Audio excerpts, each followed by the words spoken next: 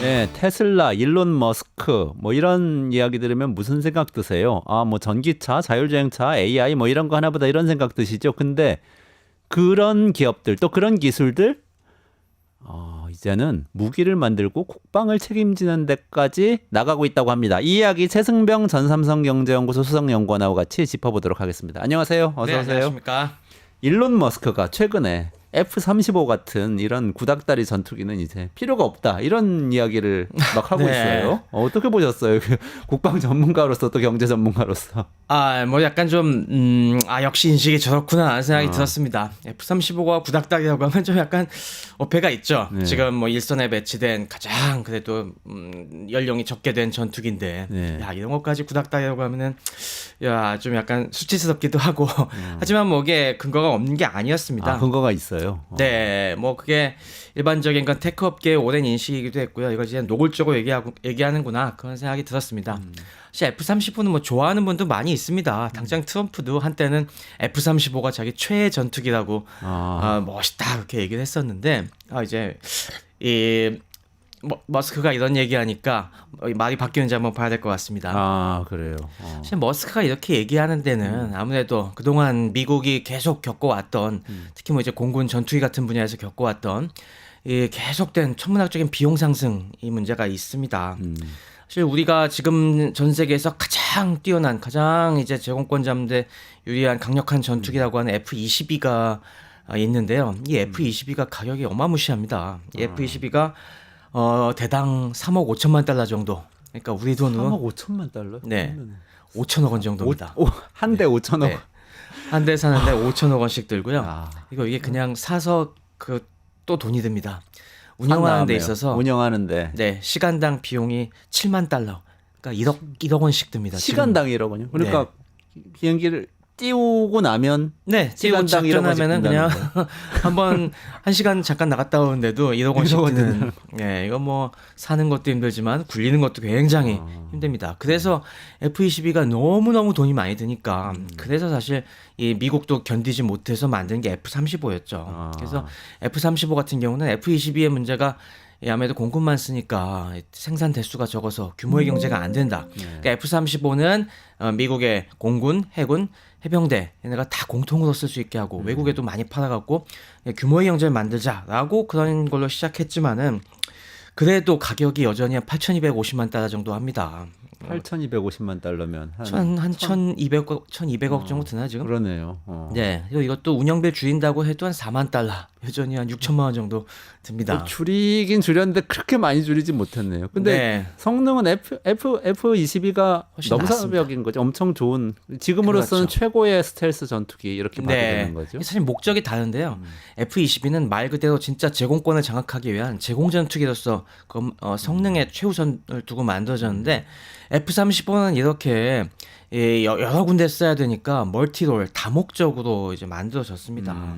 그래서 이런 걸 모든 여기저기에 그런 요구사항을 다 맞추려고 설계하고 제작하다 보니까 이제 생각보다 비용이 많이 들어간 거죠. 머스크는 이런 구도 자체가 다 불만인 겁니다. 네.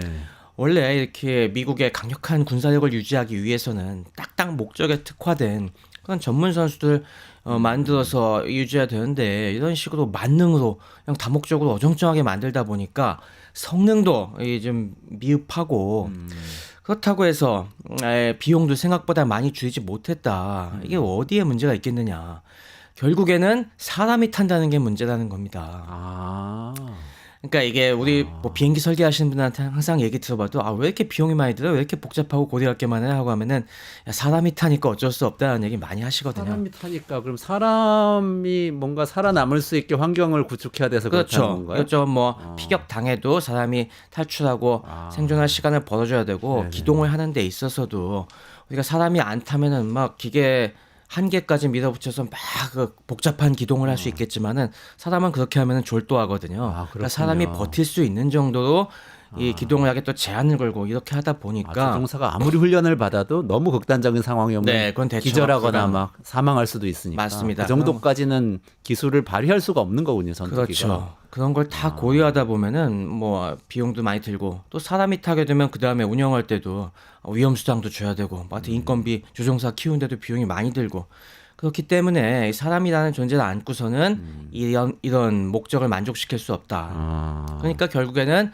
드론으로 가야 된다라는 게 이 머스크의 생각이 깔려 있었던 거죠. 아, 그거는 뭔가 일론 머스크 개인의 생각이기도 하지만 그쪽 그 빅테크 쪽에 있는 사람들이 다 갖고 있는 생각하고 좀 일맥상통하기도 하네요. 샘 알트만도 뭐 노동은 다 필요 없어질 거니까 뭐 기본소득 도입해야 된다 이런 얘기도 하고 일론 머스크는 로봇을 실제 개발해가지고 공장에 투입하겠다고 하고 또 팔란티어 같은 경우도 맞습니다. 소프트웨어를 통해서 지금 중간 관리자들 다 대체하는 그런 프로그램 만들겠다 뭐 이러는 거 아닙니까? 맞습니다. 뭐 이 일론 머스크나 그런 말씀하신 기업가들이 항상 이제 기업은 효율을 위해서 그리고 돈을 벌기 위해서 사람을 자르는 게 특히 미국은 해고가 쉬우니까 워낙 일상화된 곳에서 성장해온 사람들이기 때문에 왜 군이라고 그걸 못하냐. 군이 그걸 거부하는 것도 결국에 일종의 관료주의적인 타성이다. 네네. 여기서 군도 기업과 같은 움직임을 해야지 결국에 미국이 더 강력해진다라는 부분을 얘기하는 거죠.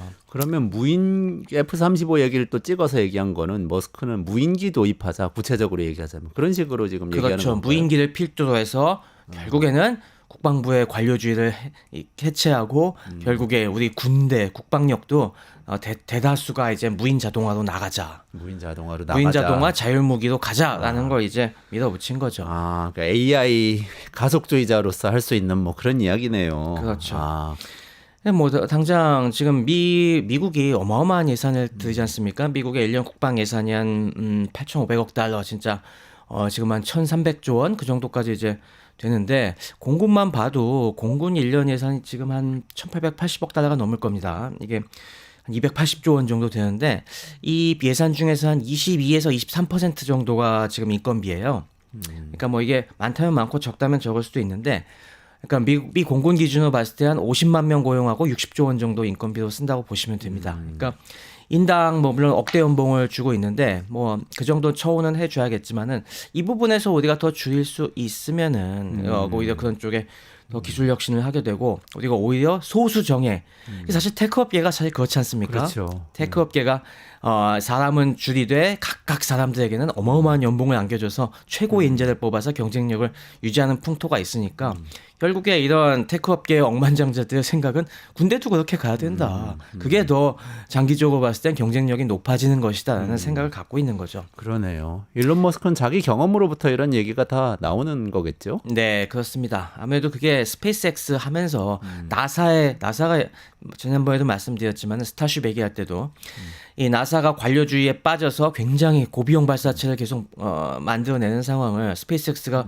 확 들어가서 이걸 뒤엎는 데 성공했잖아요. 네네네. 그러니까 본인은 나는 허황된 사람이 아니다. 한 경험이 있다. 할 수 있다라는 이런 자신감과 실적까지 갖고 있는 거죠. 아, 그리고 여기에 뭐 이번에 진짜 뭐 예사롭지 않게 들리는 것이 지금 국방 안보 분야의 인선들 보더라도 뭐 지난번에 제가 헥세스가 네네. 장관 나왔다고 했고 이번에 또 2, 3일 전에 차관 인사가 발표가 됐는데 이거는 서베러스 자산운용의 국방부 차관이죠. 네, 국방부 차관의 서베러스 자산운용사 CEO가 떡 이제 또 배치가 됐어요. 자산운용사 네. 대표가 스티븐 페인버그하고 국방부 차관으로. 네.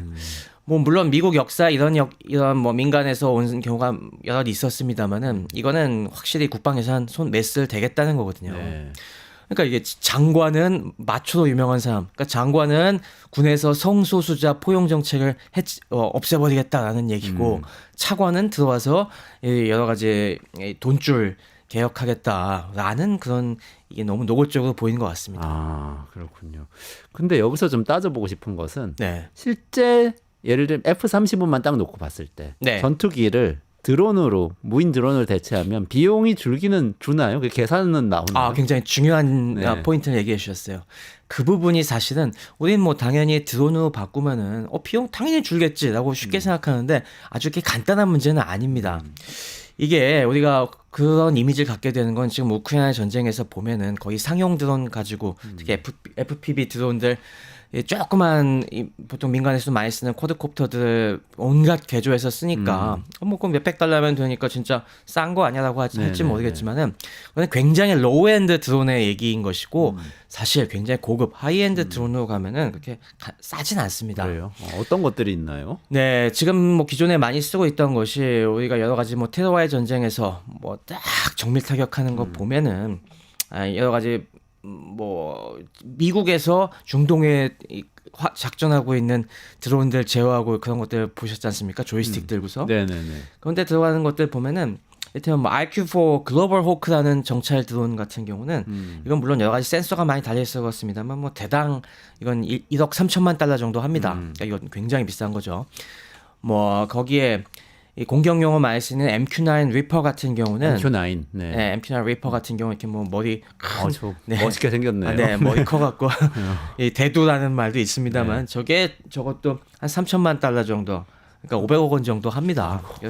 뭐 만만치 않네요. 네, 이거 500억이라면. 요즘 해군에서도 되게 드론 많이 신경 쓰고 있는데 네. 해군에서 급유용 우리가 공중 급유를 위해서 좀 개발하고 있는 스팅레이 급유 드론 같은 경우는 네. 이게 한 2억 달러 정도. 스팅레이 MQ25인가요? 네, MQ25 스팅레이 같은 경우가 한 2억 달러 정도 지금 될 걸로 예상하고 있습니다. 2억 달러면은 3천억 원 정도? 3천억. 그거는 꽤 비싼데 그 좀 비싸게 생겼네요. 네, 그러니까 이게 당연히 진짜 생산비가 그렇나요라고 할지 모르겠지만은 저런 것들은 개발 비용까지 포함해서 가격에 붙이기 때문에 뭐 그런 것까지 해서 그 이게 납품 비싸지는 가격이 겁니다. 그렇다는 건가요? 네, 그렇죠. 아, 그러니까 이게 대량 생산하면 할수록 가격이 떨어지긴 합니다만 이제까지는 드론의 수요가 그렇게 많지 않았기 때문에 이게 가격을 떨어뜨리는데 한계가 있었습니다.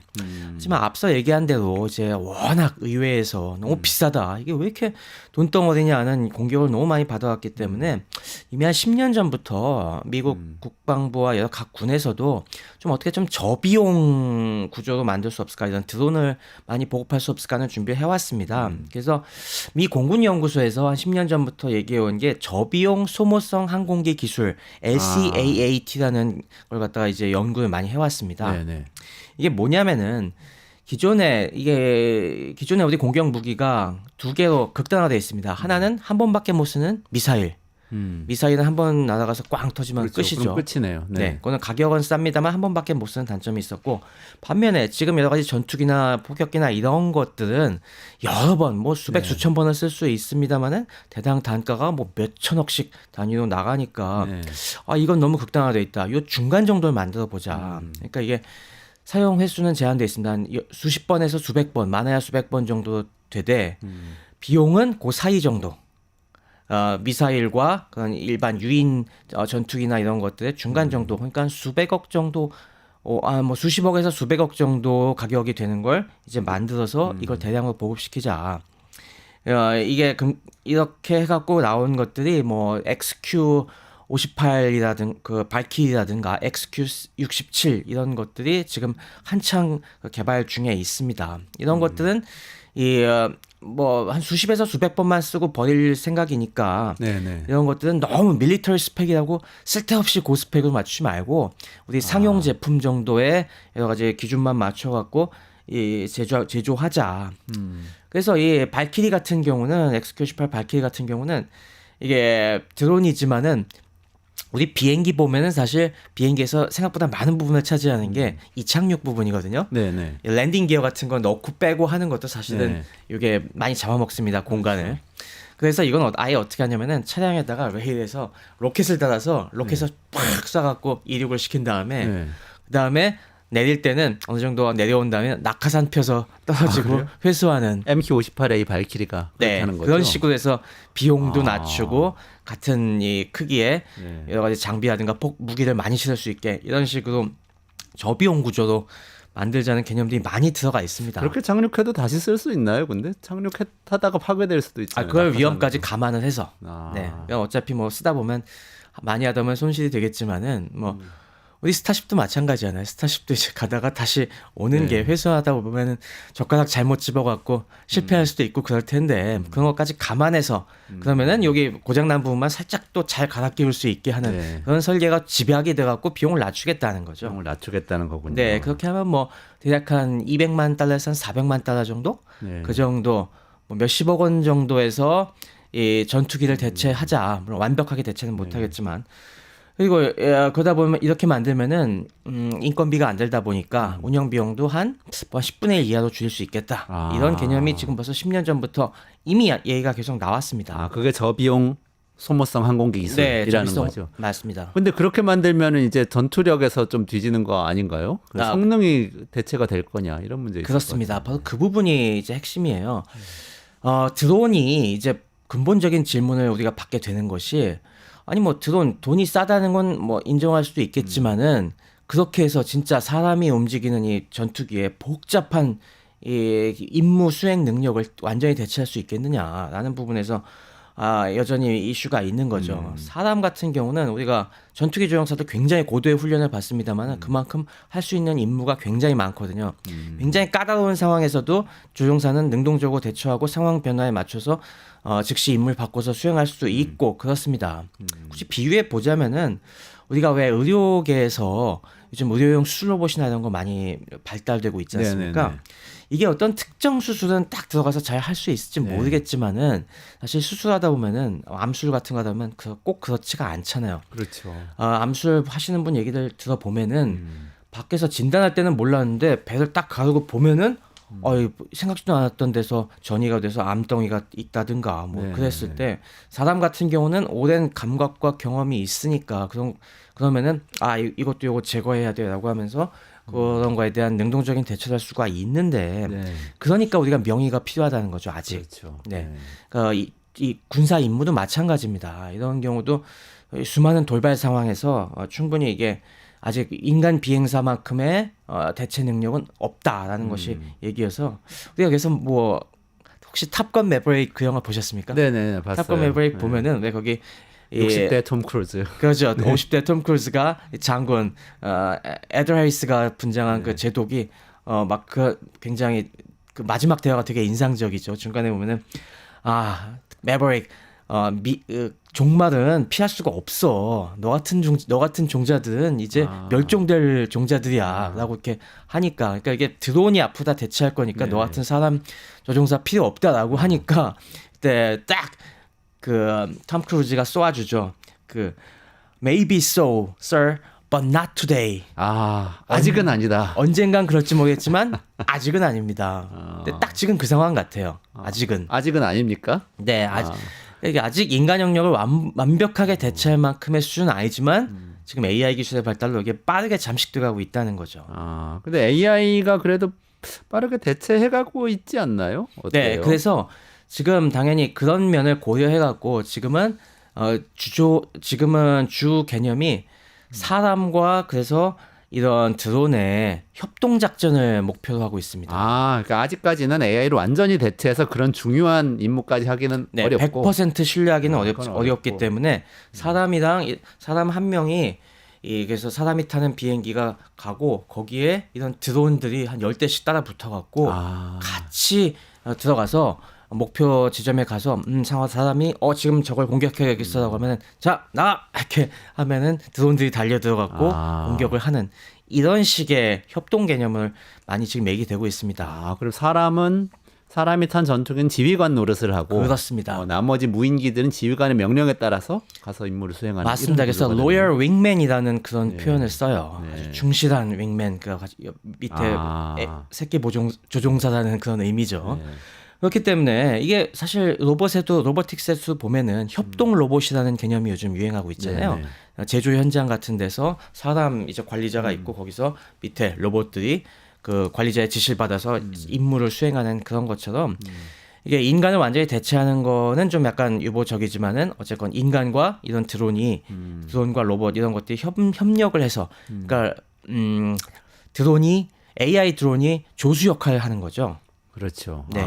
그 사무실에서 벌어진 일하고도 또 비슷한 면이 있는 맞습니다. 거네요. 이게 다 같이 궤를 딱딱딱 지금 맞춰가고 있는 거예요. 그러네요. 개념이 소프트웨어 굉장히 엔지니어들도 비슷합니다. 요즘 네. 뭔가 숙련된 엔지니어는 필요한데 그 초보 주니어 코딩하는 사람들은 이제 필요 없다 이런 얘기도 하고 맞습니다. 디자인도 그래서 마찬가지고 그렇습니다. 그래서 요즘 AI 에이전트 개념이 되게 유행이잖아요. 근데 AI 에이전트가 군대에도 다 지금 들어가고 있는 거예요. 그리고 이 테크 업계에 머스크를 비롯한 플레이어들은 이걸 지금 민간이랑 같이 가야 된다. 네네. 미군도 이걸 계속 주장하고 있는 겁니다. 아, 그렇군요.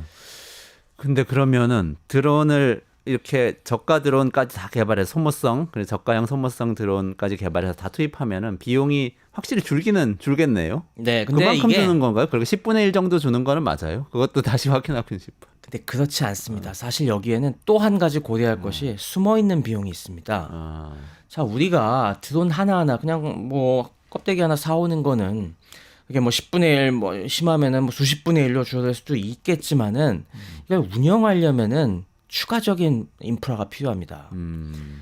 당장 우리가 여러 가지 지금 IT 기기들은 뭐 PC 같은 거 엄청 싸잖아요.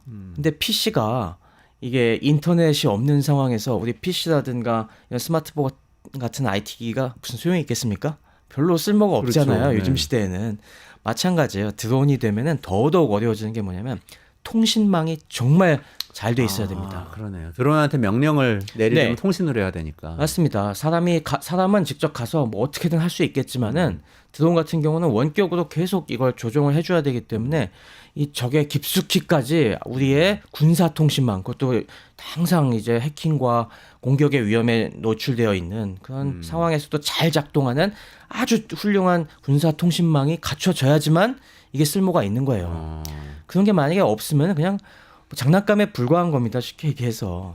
지금 뭐 우크라이나 전장 같은 경우는 야전에서는 사실 거기 수십 킬로미터만 작전하면 되기 때문에 네. 뭐 좀 통신 장비가 안 좋아도 크게 상관이 없겠지만은 진짜 작전적 전략적 무기로 쓰기 위해서는 수백 킬로미터 수천 킬로미터 적진까지 들어가서 해야 되는데 이거는 웬만한 국가는 이런 군통신망 없거든요. 네. 그렇기 때문에 통신 인프라도 사실 막대한 투자가 필요해요. 근데 사실 이런 통신 인프라를 깔 수 있는 데가 어디에 있습니까? 지금 뭐 미군 정도 갖고 있고 웬만한 국가가 웬만한 군대가 이런 걸 할 수 있겠어요? 특히 뭐 다른 나라 전장에 가서 싸운다고 그러면 우리가 그 나라 거기까지 작동하는 볼 통신망을 수가 없잖아요. 웬만한 나라는 깔 수가 없죠. 다 위성으로 촘촘하게 해야 되는데. 갑자기 스타링크가 생각나는데. 그렇습니다. 그게 또 연결이 일론 돼 머스크의 있는 스타링크. 거예요. 그러네요. 이게 가능한 거는 미국의 군 아니면 빅테크인 겁니다. 네, 그럼 미래가 어떻게 되겠어요? 이런 드론이 많이 보급이 되면은 드론 하나 쌀지 모르겠지만은 결국에 미군에게 미군과 동맹이 돼갖고 미군의 그런 걸 빌려 쓴다든가 아니면 스타링크 같은 글로벌 빅테크의 통신망을 쓸 수밖에 없는 거예요. 그러네요. 네. 그러면 이번에 우크라이나 전쟁에서 일론 머스크가 스타링크 초기에 제공하고 그랬던 게 다 뭔가 포석이 있다는 느낌도 그렇죠. 드네요. 맞습니다. 그렇게 되면은 결국에 무기도 결국에는 스타링크에 의존해서 막 움직일 수밖에 없는 막 그런 시대가 될 수 있어요. 그러네요. 그러니까 결국에 이런 때들은 돈을 하드웨어에서 벌 필요가 없는 겁니다. 네네. 그 안에 들어가는 여러 가지 또 AI 제어 소프트웨어 같은 것들, 소프트웨어랑 이런 통신 같은 걸로 오히려 돈을 벌 수가 있는 거죠. 근데 그런 소프트웨어나 통신을 제공할 수 있는 주체는 빅테크가 되겠네요. 미군 아니면 빅테크 미군 정도밖에 아니면 안 빅테크. 되고 그리고 싸진다고 해도 다른 나라들에게는 그들의 도움을 얻지 못하면 그들에게 또 많은 비용을 지불하고 사용료를 내지 않으면은 완전히 무용지물일 수 있다. 그러니까 그런 비용까지 우리가 생각을 해야 됩니다. 그럼 일론 머스크가 예를 들면 테슬라 자동차도 팔지만 테슬라에 들어가는 소프트웨어 시스템은 FSD 같은 시스템을 맞습니다. 또 다른 자동차 회사에 팔겠다고 하는 것과 비슷하게 이제 세계 각국의 군을 상대로 그렇죠. 그 소프트웨어를 팔 수도 있겠네요. 그렇죠. 안 팔면 또 싸울 수가 없겠네요. 맞습니다. 그건 소프트웨어와 통신망을 팔아서 뭐 세상에 어디서 전쟁이 나고 어떻게 되건 간에 우린 돈을 번다. 뭐 이런 시대가 오는 겁니다, 이제. 그러면은 좀 기업 얘기로 넘어가 보면요. 네. 미국에서는 사실은 그동안에 군산복합체라고 그래서 방위 산업체들의 영향력과 또 경제력이 엄청났다는 게 다 얘기가 나온 얘기 아닙니까? 로키드 마틴이 뭐니 네. 하는 곳들. 근데 그러면은 지금 이 일론 머스크나 뭐 또 아까 잠깐 언급했던 팔란티어나 이런 사람들이 등장하고 빅테크가 들어가면은 기존의 체계는 무너지는 건가요? 그렇죠. 이 판이 크게 뒤흔들 걸로 예상이 되고 있습니다. 그리고 아까 얘기한 것처럼 미국의 국방 예산이 뭐 이미 뭐 천조국 얘기하는 천조를 넘어서 1300조 그중에서 장비 관련된 것도 몇백조 시장이 되기 때문에 이걸 왜 저런 전통적인 기업들이 관료주의로 찌든 저런 전통 기업들이 전통 방산 기업들이 갖고 있냐. 이걸 민간에게 개방해라라는 걸 이미 10수년 전부터 빅테크들은 계속 청원을 넣었는데 이제 그 뚝이 터지는 시대가 될 것 같습니다. 그래서 이거의 뭐 역시 대표 주자가 그 피터 틸이 이끄는 여러 기업들이 지금 각광을 받고 있어요. 피터 틸이 미는 대표적인 기업이 팔란티어지 않습니까? 네. 팔란티어가 그동안 아시겠지만은 여기서 여러 가지 정보 시스템을 미국 여러 가지 정부기관에 공급하면서 그동안 계속 세를 넓혀 왔는데 지금 얘네가 그 기술이 어마어마하게 고도 발전돼 갖고 국방 데이터도 아주 다각도 다룰 수 있는 그런 기술이 이미 생겨났고 그걸 필두로 해서 최근에 이제 또 각광받고 있는 기업이 이제 안두릴이라는 기업도 있습니다. 아, 안두릴 혹시 들어보셨어요? 저는 못 들어봤어요. 네, 안두릴이 요즘 안두릴. 네. 네. 사실 팔란티어는 이 업력이 좀 됩니다. 팔란티어는 그래도 벌써 설립된 지 20년이 넘은 기업이고 그동안 여러 가지 첨단 시스템들 많이 공급해서 그나마 알려졌는데 안두릴은 훨씬 이게 역사가 짧습니다. 한 7년? 7년 정도 되는데 재밌는 거는 이것도 팔란티어랑 인적 구성이라든가 뿌리가 굉장히 비슷해요. 그래요? 기업 자체가. 이게 보면은 안두릴의 창립자가 팔머 럭키라고 하는데 92년생입니다. 나이도 아직 32살밖에 안 되는데 이 친구가 오큘러스를 창립한 그 바로 사람이에요. 그래서 이 우리 네. 딱 이 VR 헤드셋 오큘러스를 네네네네. 만들어 갖고 이걸 페이스북에 팔아 갖고 돈을 어마어마하게 벌었죠. 그래서 그 돈을 갖고 이 사람이 이제 똑똑하게 행동하니까 역시 피터 틸이 야, 너네 우리랑 같이 일해보지 않겠니? 라고 해서 피터 틸의 이제 파운더스 펀드라고 있지 않습니까? 그 네네네. 파운더스 펀드로 데리고 오고 이거 팔란티어에서 또 굉장히 똑똑하다고 얘기가 되는 또 그런 이 트레이 스티븐스라는 친구 갖다가 또 불러다가 피터 틸이 걔네들이 딱 막 얘기를 해보니까 이거 국방개혁에 우리 관심이 있다라고 해서 얘네들이 이제 기업을 만들었어요. 근데 이 국방 기업인데 아주 독특한 게 기존의 국방 이 무기 조달 시스템이라고 하는 거는 먼저 미 군에서 어떤 군사적인 소요가 있다 이거에 맞게 너네 제안서 내고 개발해봐라. 그렇죠, 그렇죠, 보통은 그런 식으로 이제 미군 중심의 발주 체계로 이제 이루어졌습니다. 근데 이 사람들은 이게 문제라는 거예요. 수요자가 그거에 맞춰서 우리가 끊임없이 그 갑의 요구에 맞춰서 우리 계속 그걸 따라가다 보니까 항상 이제 이 요구는 바뀌게 되고 이것저것 덕지덕지 붙게 되면서 우리가 이걸 효과적인 무기를 못 만들어낸다. 그러지 말고 우리는 혁신가다. 우리가 생각하는 우리의 미래 무기의 개념에 맞게 우리가 자체적으로 개발하고 설계하고 만든 다음에 오히려 쭉 라인업을 보여주면서 군대 뭐 미군 공군 어떤 거 원하세요? 라고 하고 골라보세요 하고 이렇게 판다는 거죠. 그거는 굉장히 뭐 기업은 보통 시장에서 그렇게 활동을 하니까 그렇죠. 그렇지만 국방 분야는 그렇게 움직이진 않았던 거잖아요. 맞습니다. 근데 이제 국방부도 그렇게 가야 한다는 거예요. 왜냐하면은 미래 AI 시대에 빠르게 바뀌는 이 기술들은 군대가 다 모른다 먼저. 먼저 수요가 생길 수가 없다. 네, 그런 거는 먼저 우리가 모르니까. 이렇게 만들어야겠다고 컨셉을 만들 수가 없기 때문에 우리가 민간이 먼저 만든 다음에 군에서 그걸 골라 잡는 게 훨씬 비용도 효과적이고 더 혁신적인 제품이 나온다는 거죠. 그래서 이게 먹히고 있어요. 그래갖고 얘네가 지금 각종 드론도 다양하게 만들고 있고 이거 뭐 그것 말고도 다양한 거 만들고 있습니다. 하여튼 국토안보부를 상대로는 국경 감시하는 감시탑 같은 거 첨단 센서들이 엮인 것도 만들고 해갖고 얘네들이 상당히 재밌는 국방 제품들 많이 만들어서 지금 이 인기를 끌고 있는데 최근에 네. 이 피터 틸과 머스크 이 마피아들이 이런 여러 국방 스타트업들의 힘을 합치려는 그런 시도까지 그래요? 하고 있습니다. 며칠 전에 파이낸셜 타임즈에 나왔던 영국 파이낸셜 타임즈에서 이 기사가 나와서 또 놀랐었는데 이 팔란티어라든가 안드릴, 스페이스X 그 밖에도 뭐 오픈 AI까지 등등등 해서 컨소시엄을 만들 지금 얘기가 돌고 있다. 오픈 AI면 생성 AI를 그렇죠. 제공할 거고. 얘네들이 테크 업계들 쟁쟁한 이 기업들이 힘을 합쳐갖고 이런 전통 방산 기업들의 판에 컨소시엄으로 확 들어가겠다. 그래서 우리가 더 혁신적인 제품 만들어 주겠다. 너희는 그 보고서 약간 피드백만 주고 개방을 해달라 이런 식으로 지금 얘기를 하고 있다는 겁니다. 진짜 이 면면들을 보면은 와 이런 환상의 이 테크 업체들이 힘을 합치면은 이거는 진짜 국방산업의 판이 엄청 바뀌겠는데? 라는 그런 생각이 들고 있습니다. 판을 엄청나게 바꾸고 국방 자체가 바뀔 뿐만 아니라 그게 군사력의 성질이 바뀌면 다른 국가들 다른 영역에도 영향을 굉장히 많이 줄 수가 있겠는데요. 당장 우리만 해도 우리는 재래식 무기에선 굉장히 강하다고 지금 한국군은 얘기를 하고 있지 않습니까? 맞습니다. 또 방산업체들도 그쪽에선 굉장히 강하고 포라든지 저번에 말씀드렸던 네. 근데 그런 것들이 굉장히 쓸모 없어지거나 또 그런 무기들과 협업해야 되는 미군의 무기들이 성격이 굉장히 달라지면 우리 달라져야 되는 이런 상황도 올 수 있겠네요. 바로 그겁니다. 미래가 정말 빠르게 바뀌고 있다는 것이 그런 면에서 사실 우리가 지금 계속 한국 산업이 봉착하고 있는 문제가 이 급변하는 AI발 격변의 시대에 우리가 전통적으로 쌓아 올린 경쟁력이 쫓아갈 수가 있겠냐. 우리는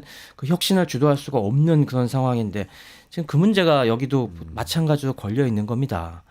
지금 이 기업들이 전통적인 방산 기업들의 판을 완전히 바꾸면서 혁신적인 무기들을 만들어내면은 우리가 그러면 그거에 비슷한 무기들을 만들어낼 수 있을까? 이거는 어렵겠는데. 진짜 어려울 것 같습니다. 이거는 저희도 이런 기업들 하는 거 보고 물어봐도 사실 우리는 IT 업계에서도 쫓아가기가 지금 버거운 상황인데 이거 국방 쪽은 인력이 지금 더 부족해요. 그러니까 한정된 인력을 갖고 이런 최첨단 IT 개념이 들어간 것까지 우리가 쫓아가는 건 너무너무 힘들 것 같습니다. 그러니까 우리가 못해서가 아니고 그냥 가만히 있고 하던 거 열심히 하고 있는데 국방력은 굉장히 약화된 상황이 될 수도 있다. 그렇습니다. 이런 거에 링크가 안 되고 이런 거 못 쫓아가면은 미래에는 뭐 저쪽에서는 뭐 군인 한 명이 드론 뭐 수십 대 수백 대 끌고 와서 막 진짜 이거는 히드라 같은 존재가 될 거 아니겠어요. 그런 식으로 우리 막 사방에서 쳐대는데 우리는 지금 우크라이나에서 북한군이 처한 입장이 그렇다고 하잖아요. 북한군들이 옛날식으로 막 훈련 받고 와갖고 드론이 난무하는 상황에서 적응을 못하고 꽤 사상자가 크게 난다고 하는데 이걸 남의 얘기로 볼 게 아니라 미래 전장에서 우리가 적골이 날 수도 있다는 걸 생각해야 됩니다. 그러네요. 오늘 정말 중요한 말씀 해주셨네요. 그 팔란티어가 지난번에 나왔을 때 팔란티어 수정구슬 반지의 제왕에 나오는 거 수정구슬이라고 하셨는데 네, 맞습니다. 안두릴도 뭐 그런 뜻 있어요? 맞아요. 안두릴도 그래서 이게 팔란티에서 나왔고 왜 우리 반지의 제왕에 보면은 옛날에 그 사우론의 이 손을 쳤던 그 칼이 부러져 갖고 조각 나 있던 걸 갖다가 이걸 대장장이가 다시 합쳐갖고 새로운 보검을 만들지 않습니까? 네. 바로 그 보검의 이름이 안두릴입니다. 이거 의미가 의미심장하네요, 진짜. 그러니까 이들이 얘기하는 것은 어떻게 보면 기술이라는 절대 반지를 획득해서 그 절대 반지를 기반으로 재력, 부뿐만 아니라 국방력이라는 이 파워까지도 같이 지려는 맞아요. 이런 게임일 수도 있겠다는 생각이 팔란티어 드네요. 우리가 이 AI로 무장한 이 정보 시스템의 수정 구슬로 이 전 세계를 들여다보고 그리고 우리가 다시 벼려낸 그 새로운 보검으로 적을 치겠다. 이게 진짜 굉장히 무시무시한 그림이 숨어 있는 것 같습니다. 네, 최승병 박사님하고 같이 우리 AI 시대의 국방이 어떻게 변하고 있는지 짚어보면서 팔란티어와 안두릴이라는 두 개 기업에 대해서 아주 중요한 사실들을 배웠습니다.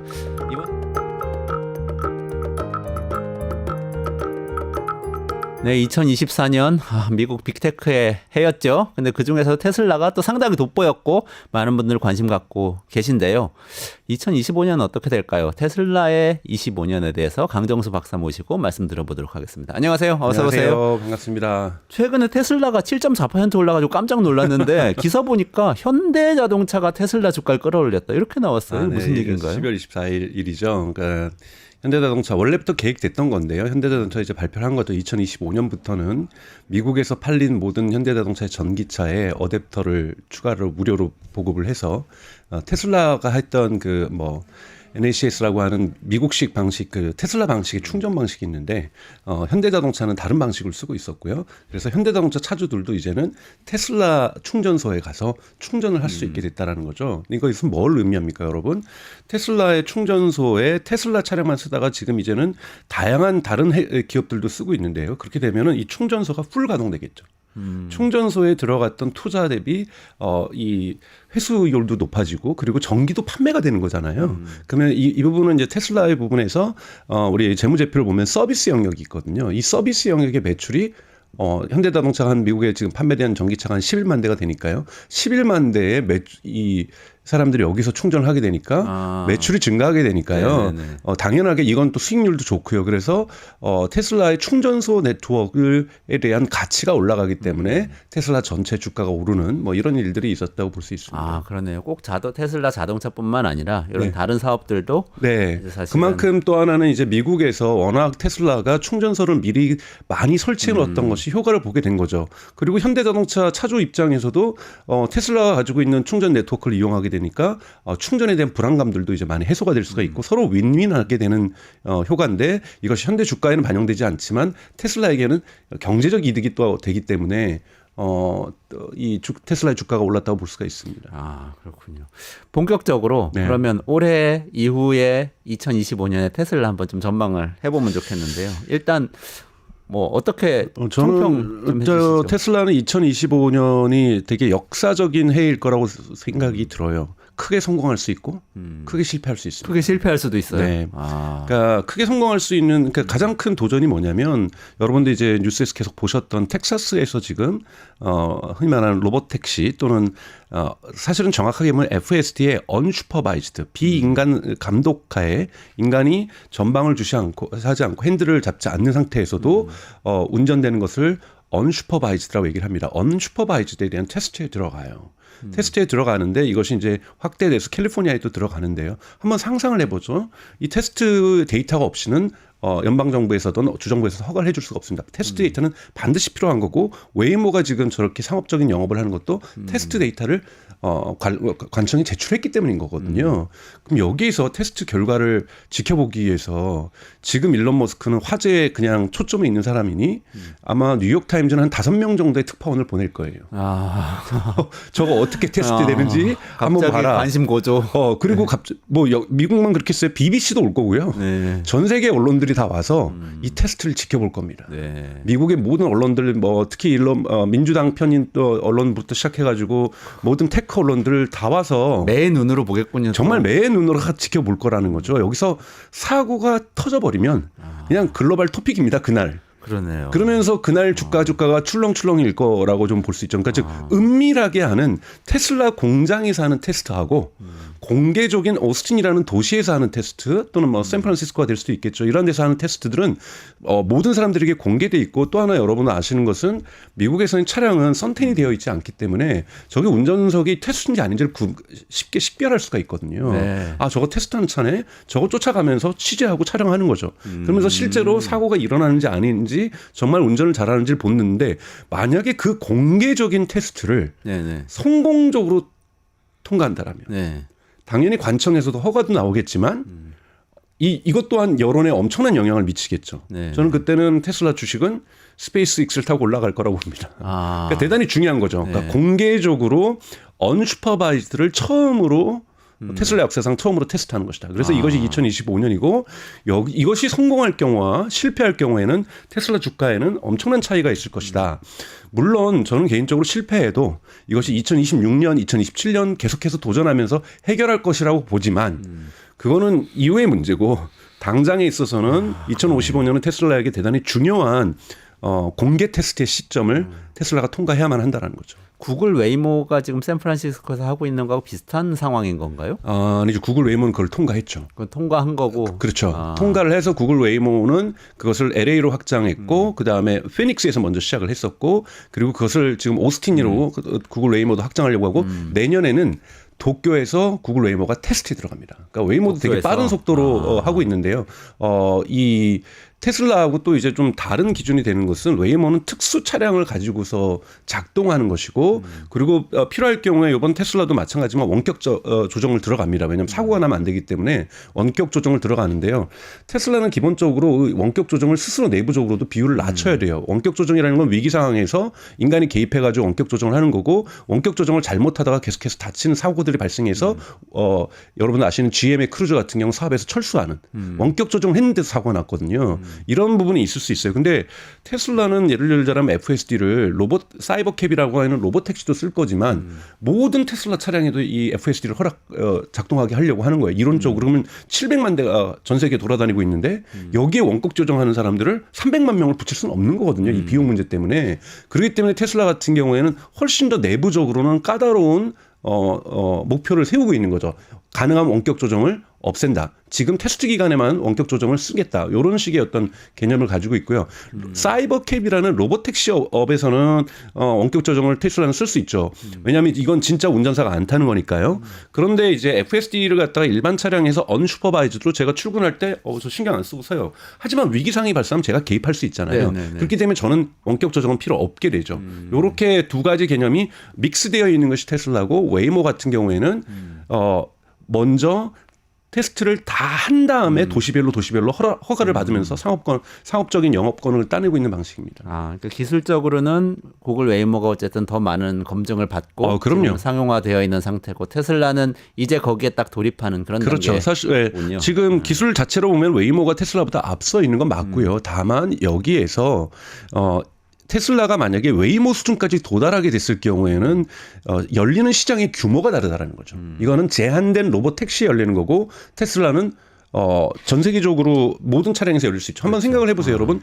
이번에 그 차량 테스트에서 통과를 해요. 만약에 텍사스에서 네. 그럼 중국이 괜찮은데 우리도 한번 테스트해서 통과해봐라고 나올 가능성 높고요. 그다음에 포드나 이런 데서도 테스트 통과했어? 우리랑 한번 라이센스 계약 한번 시작해볼까? 이런 식으로 전 세계 자동차 업체들이 라이센스 업체를 GM도 이제 크루즈 포기했잖아요. 그러면 테슬라 저거랑 라이센스랑 우리 한번 시도해볼까? 그러면 현대기아차도 사실은 많은 자율주행에 투자하고 있지만 자체적으로 운영하고 있고 테스트하고 있는 차량은 되게 극소수에 불과하거든요. 그러면 현대기아차도 우리도 포기하고 테슬라 거 쓰자. 이렇게 나갈 수도 있는 거고 지금 자동차를 갖다가 TSMC처럼 만들겠다는 폭스콘 같은 경우에도 벌써 의사를 밝혔거든요. 우리는 언제든지 테슬라의 FSD를 라이센싱할 의사가 있다. 그러면 폭스콘에서 만드는 차량에도 테슬라가 들어갈 수도 있는 거고요. 그래서 이번 실험이 텍사스나 캘리포니아에서 진행되는 2025년에 비감독 언슈퍼바이즈 테스트가 테슬라 역사에서는 대단히 중요한 사건입니다. 그러면 그게 그 트럼프하고 연결시켜서 생각하지 않을 수가 없는데요, 저는. 네. 일론 머스크가 사실 또 지금은 굉장히 정치면에 많이 나오잖아요. 네. 그래서 막 예산에도 영향을 끼치고 슈퍼맨이 됐어요. 네. 미국 이 정부에서. 일론 머스크가 갖고 있는 트럼프와의 이 친한 관계에서 나오는 이점도 있을 것 같고. 네. 또 그 위험도 있을 것도 같은데 이런 부분들 혹시 있을까요? 이점은 당연히 있고 불리한 점도 대단히 있습니다. 이점 같은 경우에는 여러분 아시는 것처럼 스페이스X에서의 이 발사의 프리퀀시 빈도수를 그러니까 테스트라든지 실제로 팔콘 9이라든지 스타쉽의 발사의 빈도수가 대단히 빨라질 수 있어요. 간격들이 왜냐하면 매번이 허가가 아니라 이 기종에 대해서는 일괄적인 허가를 내줄 수가 있거든요. 그렇게 되면은 이 기종과 특정 로켓 부스터에 대해서는 무조건 허가다라고 하면 본인들이 발사 날짜를 정해서 통보하는 형식으로 진행된다면 대단히 빠르게 진행될 수가 있고요. 그다음에 지금 이 FSD 같은 경우에는 지금 미국은 주정부마다 허가를 받아줘야 돼요. 근데 이거를 연방 정부에서 규제하는 방식으로 법안이 바뀌어야 됩니다. 하원과 상원에서 법안이 바뀔 경우에는 법안이 바뀔 때까지 시간이 걸리죠. 어차피 테스트는 해야 되는 거니까 그때까지 법안이 바뀌면 일괄적으로 한 번에 미국에서 될 수가 있고요. 그리고 미국에서 몇 개 주에서는 테슬라가 온라인 그러니까 판매를 못하는 주가 있어요. 왜냐하면 테슬라는 온라인에서 자동차를 판매를 하잖아요. 네네네. 그런데 온라인 판매가 금지된 주들이 몇 개가 있습니다. 그래요? 네, 거기는 반드시 딜러를 통해야 되는 거예요. 자, 이런 아직 테슬라가 진출하지 못했던 주들도 이러한 법들이 규제들이 다 바뀌어버리면은 진출할 수 있게 되는 거고요. 그리고 보험이 또 안 되는 데가 있어요. 테슬라의 보험이 여러분 중국하고 미국에서 보험을 하고 있는데 자동차 보험도 하고 있는데요. 왜냐하면 자율주행을 생각해서 보험도 하고 있는데 이런 부분도 일괄적인 규제가 테슬라가 직접 운영하는 보험인가요? 네네네. 중국 같은 경우 일괄 전국이 되는데 미국은 또 안 되는 주가 있거든요. 네네네. 이것도 좀 풀릴 가능성이 있어서 규제 완화 부분에서 테슬라가 날개를 달 수가 있다는 부분에서 이점이 있는 거고요. 그다음에 불리한 부분은 정치적 이슈가 계속 나오는 거죠. 정말 매 눈으로 비판적 언론들에서는 테슬라 일론 머스크의 행보가 법률적으로 타당한지 아닌지 또는 자기 이해, 자기 사업 충돌이 있는지 없는지 이런 것들을 계속해서 비판할 거고요. 이거는 일반적으로 가지고 있는 그냥 리스크고요. 큰 리스크는 여기서 한번 다뤘지만 나왔지만 방위 산업과의 리스크입니다. 어차피 예산을 줄인다라는 것은 누군가는 손해를 보게 돼 있거든요. 두 가지밖에 저는 없다고 봐요. 하나는 국방비 예산을 줄이는 것하고 그다음에 하나는 고위직 인력을 감축하는 거거든요. 네네. 고위직 인력들이 감축할 때 이들은 힘을 갖고 있기 때문에 네. 무언가 계속해서 테슬라 일론 머스크를 비판하려고 할 거고요. 그다음에 국방비 예산을 감춘다라는 것은 그러니까 국방의 패러다임을 바꾸는 거죠. 그렇죠. 국방의 패러다임을 갖다가 지금까지 2차 대전과 미소 냉전 체계에서 만들어졌던 전략 산업의 체계들을 흔히 말하는 방위 산업의 체계들을 갖다가 완전히 바꾸게 돼서 이것을 지금 실리콘밸리로 넘기자라는 거잖아요. 그러면 네네네. 기존에 여기에서 떼돈을 벌고 있었던 로키드 마틴이라든지 네. 보잉이라든지 여기도 엄청나게 미국 하원이나 상원에 정치적 영향력과 후원금과 이런 것들로 오랜 기간 동안 형성되었던 또 국방부 내에도 얼마나 그들의 네트워크가 있겠어요. 예를 들자면 우리 고위직 군인들 나오시면 어디 갈 데가 많지가 않잖아요. 우리 네. 공무원들은 나오면은 김현장이라든지 이런 데 법률사무소 가는데 대부분 미국의 국방성의 고위직들을 나온 사람들은 군인들이 나온 사람들은 이런 방산업체들이 다 받아줬거든요. 네네네. 그러니까 네트워크가 엄청나다라는 거예요. 근데 이거를 지금 뿌리치 흔들려고 하면 강력한 힘을 갖고 있는 전통 방산업체가 가만히 두지 않습니다. 그러니까 이런 부분들은 일론 머스크에 대한 직접적인 공격도 할 수 있지만 간접적으로 공격하기 위해서 다양한 여론전을 펼칠 수도 있는 거고 그래서 일론 머스크는 쉽지 않은 사실은 적이라고 볼 수도 있는 거죠. 일론 머스크를 공격하면서 테슬라한테도 영향이 올 수 그렇죠. 있는 건가요? 할 수도 있고 여러 가지 다양한 방법으로 전방위적으로 압박을 할 거예요. 일론 머스크 하나만 예를 들자면 날아가도 제이디 벤스만 날아가도 피터 틸만 날아가도 요 3인방만 어떻게 정리를 해보면 로키드 마틴이나 보잉은 자신들의 이익을 갖다가 굳건하게 지켜나갈 수가 있는데 지금 안 그러면 로키드 마틴이나 보잉이나 이런 데는 망하게 생긴 거예요. 그러니까 스텔스기 한 대 5천억 원씩 한다고 그러고 그렇죠. 근데 그런 그걸 거가 팔던 거를 다 없애고 드론으로 바꾼다고 그러면 망하는 거예요. 지금도 드론도 사실은 보잉이나 로키드 마틴도 만들어요. 근데 보잉이나 로키드 만드는 드론은 되게 고가의 드론인데 지금 안드릴이라고 하는 실리콘밸리에서 피터 틸도 투자하고 호로비츠도 투자했던 이 실리콘밸리의 이 기업은 그 정도의 가격이 아니거든요. $10,000,000 이 정도밖에 안 해요. 그러니까 드론 산업들도 자기네들이 가지고 있는 고가의 드론이 아니라 이 중저가 드론으로 근데 훨씬 더 기능은 좋아요. 뭐 이런 걸로 바꿔버리면 전통적인 방산업체 같은 경우에 맥없이 무너질 수 있습니다. 헤게모니 싸움이 벌어지면서 그들의 비판이 테슬라한테까지 이렇게 테슬라의 규제 관련된 비판으로 이어지면서 그렇죠. 뭐 안전성 논란이 생길 수도 있고 그러면서 그렇죠. 좀 리스크가 있을 수 있다. 그렇죠. 어떻게든지 일론 머스크를 전방위적으로 공격하려고 할 겁니다. 아, 그렇겠네요. 아까 그 로보택시 관련해서 조금 더 여쭤보고 싶어요. 로보택시에서는 웨이모가 좀 앞서 있다고는 말씀을 하셨는데 그 내년에 어쨌든 로보택시하고 관련해서 전기가 있을 수 있다고 또 지난번에 코멘트 주셨잖아요. 네네. 그 확률은 얼마나 될 것 같아요? 성공할 가능성. 그러니까 테슬라가 성공하는 네네, 테슬라. 저는 테슬라가 우선은 성공할 가능성은 뭐 높다고 보고 있어요. 그러니까 아직까지 이제 객관적인 데이터들은 지금 안 나오고 있는데 버전 13 같은 경우로 저는 로보택시는 가지는 않을 거라고 보고요. 버전 14 정도는 나올 거라고 보고 있어요. 버전 13에서 아직 해결하지 못하는 케이스들이 있습니다. 예를 들자면은 제가 말씀드렸던 것처럼 비보호자 이전에는 유턴은 잘하는데 앰뷸런스가 왔을 때 대응을 못 해요. 이 점수가 10점 만점 중에서 지금 4점을 받고 있거든요. 그럼 요 문제는 해결해야 돼요. 왜냐하면 빈번하게 발생할 수 있는 것이 어디든지 여러분들 운전하시면서 느끼지만 그래도 한 달에 한 번 정도는 앰뷸런스를 만나시잖아요. 응급 차량들이 지나가게 돼 있거든요. 그러면 여기에서 갓길로 피해 준다든지 옆길로 피해 주는 것을 지금 현재는 자율주행이 거의 못하고 있는 상황이에요. 이런 것 같은 경우 웨이모 같은 경우 원격 조정으로 해버리는데 이 부분도 완전히 해결을 해야만 하거든요. 그렇기 때문에 아직 풀지 못한 엣지 케이스들이 테슬라에겐 좀 남아있다. 여기에 아마 사력을 다할 거라고 보고 있는 거고요. 이 엣지 케이스만 해결이 된다라면 흔히 말하는 주차한 데에서 원포인트에서 그다음에 목적지에 출발지에서 주차해서 목적지까지 주차가는 이 전체 흐름은 지금 현재는 문제가 없거든요. 문제는 여기에서 나타나고 있는 돌발 상황들 예를 들자라면 갑자기 공사 중으로 해가지고 공사 중인데 거기에 맞는 표지판이 아직 세워지지 않았는데 공사는 막 시작되고 있고 이랬을 때 이것을 어떻게 읽어낼 것인가부터 시작해서 여러 가지 이러한 엣지 케이스라고 하는데 이런 케이스들을 테슬라가 지금 열심히 해결하고 있다고 얘기를 하고 있어요. 왜냐하면 이것들도 테슬라에 깔려있는 자동차 네트워크에 의해서 데이터가 수집되고 있기 때문에 그렇기 때문에 훨씬 더 이러한 엣지 케이스 발견이 빠르겠죠. 왜냐하면 웨이모 방식은 샌프란시스코에서만 엣지 케이스를 발견하는 거고 LA에서만 발견하는 거고 오스틴에서만 발견한다면 테슬라는 전국의 일종의 이것을 데이터 네트워크 효과라고 합니다. 데이터가 많아지면 많아질수록 데이터에서 얻을 수 있는 기능이 많아지는 거고 그렇다면 더욱더 확산된 상황에서 데이터를 얻어내는 거고 그래서 그러니까 데이터 네트워크 효과라고 해서 데이터 자체가 선순환을 할 수가 있거든요. 그런 부분에서 저는 2025년에 어느 정도 그러니까 즉 허가가 나올 수 있는 수준은 저는 갈 거라고 생각이 들어요. 근데 이것은 제가 갖고 있는 어떠한 판단들인 거고 경제적인 법칙에 의해서 그것이 가능하다라는 것이지 우리가 정말 생각하지도 못했던 돌발 상황들 갑자기 뭐 토네이도가 분다든지 갑자기 눈이 나왔는데 얘가 미끄러진다든지 이런 사고들은 뭐 예측하기는 좀 어려운 부분이 좀 있잖아요. 그렇기 때문에 좀 조심스럽게 지켜봐야 된다라고 저는 생각이 듭니다. 그렇게 넘어가면서 이게 전기차에서는 사실 그 중국의 BYD 나오면서 테슬라가 상당히 어떤 순간에는 매출 1위 자리를 뺏기기도 하고 그랬다는 얘기를 지난번에 해주셨었잖아요. 네. 그 중국차 이렇게 성장하고 있는 거는 전기차에서 막을 수 있어요? 그리고 또 하나는 자율주행차로 넘어갔을 때는 그 구도가 어떻게 되는 건가요? 그러니까 우선은 물론 일론 머스크가 과거에 그런 테슬라가 계획을 2022년에 발표했었어요. 2030년 된다면 자기네들 1,000만 대 생산하겠다, 뭐 2,000만 대 생산하겠다 이런 계획은 철회했어요. 그러니까 자동차를 수없이 팔아서 아예 곳곳에서 테슬라가 차량이 다니겠다라는 것은 포기한 전략입니다 이미.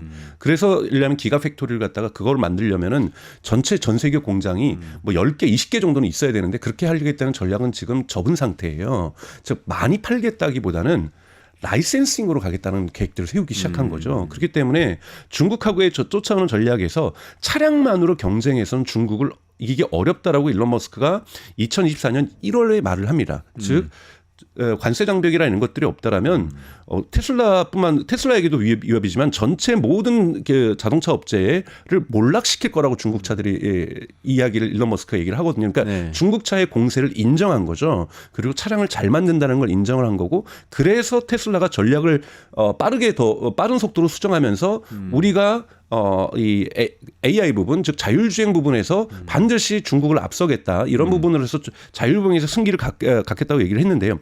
그럼에도 불구하고 지금 연 120만 대 정도 파는 거로는 전 부족하다고 보고 있어요. 테슬라는 한 연 250만 대에서 300만 대는 자체 팔아야 된다는 거고요. 그러기 위해서는 모델 3와 모델 Y 아무리 이것이 페이스 리프트를 하더라도 문제가 있는 거고 그래서 지금 예를 들면 모델 Q라고 하는 일명 중국 공략 자동차, 좀 작은 자동차 또는 유럽을 공략할 수 있는 모델 Q 이런 것들이 작은 차들을 지금 2025년 양산을 하겠다라는 계획들을 지금 밝히고 있는 거고요. 그런 부분에서 중저가 차량은 반드시 테슬라에 필요합니다. 그래야 흔히 말하는 모델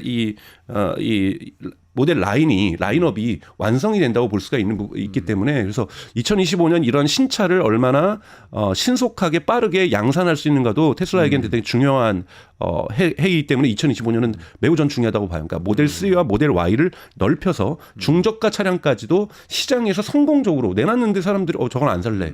이러면 끝나는 거잖아요. 저것도 매력적이야. 저것도 가격적으로나 차량의 어떠한 승차감이나 차량의 디자인이나 이런 것들이 고객의 만족도를 불러일으켜주는 이런 모습들을 보여줘야 됩니다. 네. 정리하자면은 테슬라가 1,000만 대 이렇게 양산하는 계획은 철회했지만 네. 여러 가지 모델, 특히 저가형 모델 쪽에서 생산을 하면서 이것들이 훌륭하게 돌아갈 수 있다는 걸 보여준 다음에 거기에 장착된 소프트웨어, AI 시스템을 판매하는 방식으로 매출을 더 올릴 것이다. 네, 뭐 또 기가팩토리라든지 또 다른 요소들 더 매출을 올릴 것이다. 이렇게 보고 계신 거네요. 그렇죠. 2025년에 또 하나 그러니까 지금까지 주가를 볼 때 그러니까 월가에 있는 이 애널리스트들이 주가를 평가를 할 때는 아직까지는 FSD를 그 기업의 밸류 그러니까 기업 평가를 하는 기준으로 삼은 데는 뭐 아크라든지 그러니까 캐시 우드라든지 이런 전통적으로 테슬라를 좋아했던 애널리스트 외에는 없었거든요.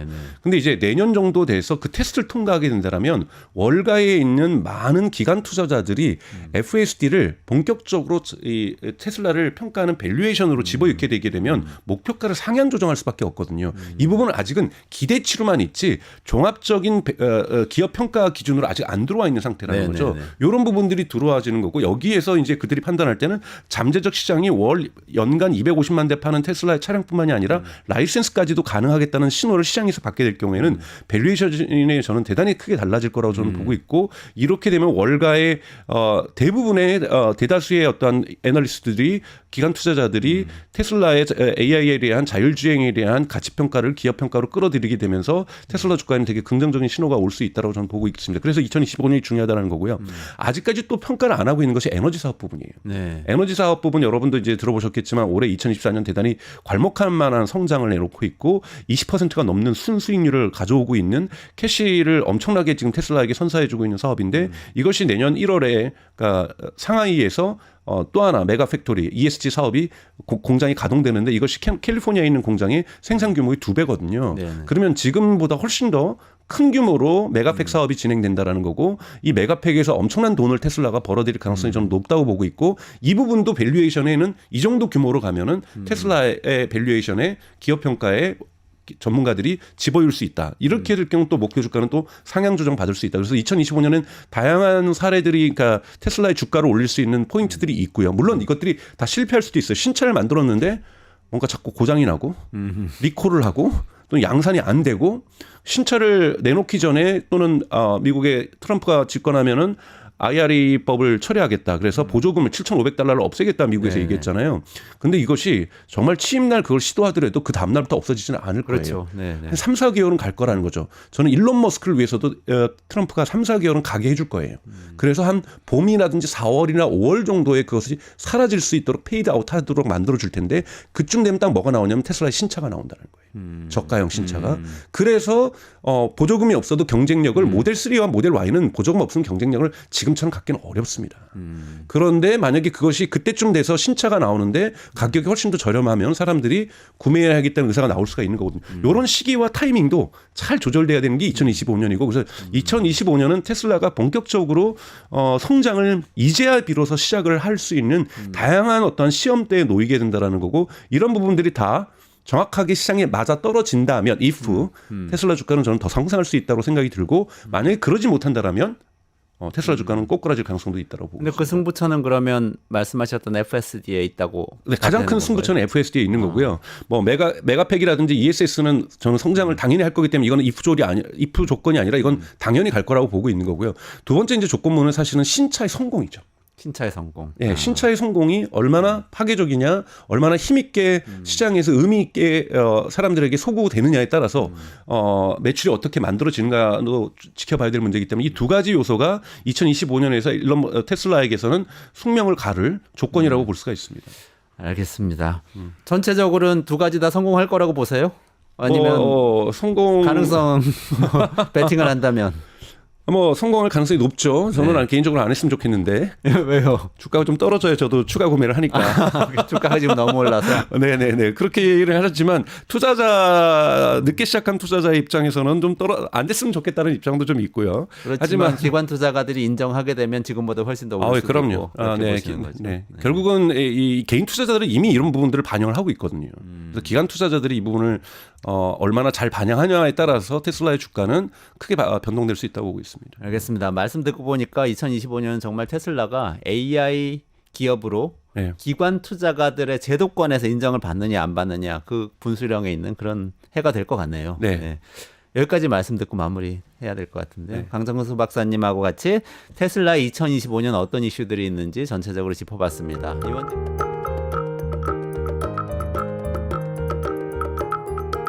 네, 미국에서 트럼프 대통령 당선인이 비트코인을 전략 비축 자산으로 만들겠다 이런 얘기를 했다고 하는데 이게 비트코인을 석유처럼 비축하겠다 이렇게 들리기도 하고 또 비트코인이 옛날에 그 한국은행이나 이런 세계 중앙은행에 금 쌓아놓는 것처럼 금처럼 되는 건가? 국가가 다 확보해야 되는 게 되는 건가? 그러면 가격 엄청 오르지 않을까? 이런 생각이 들게 만들어요. 그래서 김혜연 비인크립토 한국 일본 리드 모시고 이 이야기 좀 깊이 있게 여쭤보려고 합니다. 어서 오세요. 안녕하세요. 안녕하십니까? 네. 제가 이해한 게 맞는 건가요? 이런 아직은 전략 비축 자산. 네, 전략 이런 비축 거예요. 자산이라는 이제 개념으로 점점 소개가 되고 있긴 한데 정확히 뭐냐라고 물으면 아직 이게 뭐라고 딱 집어서 말하기가 좀 힘든 상황인데 오늘 한번 좀 조금 짚어보면 윤곽이 조금 그려지실 수도 있지 않을까 하는 네. 기대를 해봅니다. 기대해 보겠습니다. 트럼프가 얘기를 한 거죠? 예, 트럼프가 선거 기간에 지난 7월에 그 비트코인 컨퍼런스라는 뭐 비트코인 옹호하는 사람들, 지지하는 사람들이 모이는 그런 행사가 있는데 거기에 갑자기 등장을 해가지고 연설을 했는데 연설이 한 50분 정도 있었습니다. 거기서 어마어마한 얘기를 했습니다. 직접 한번 들어보시죠. 아, 네네네. 네, 자료 부탁드립니다. Many Americans do not realize that the United States government is among the largest holders of Bitcoin. Does anyone know that?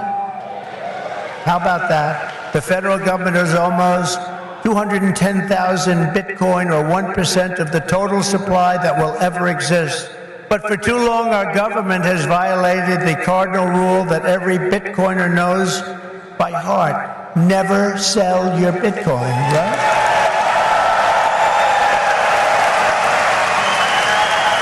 That's right, isn't it, huh? That's right. How did I figure that one?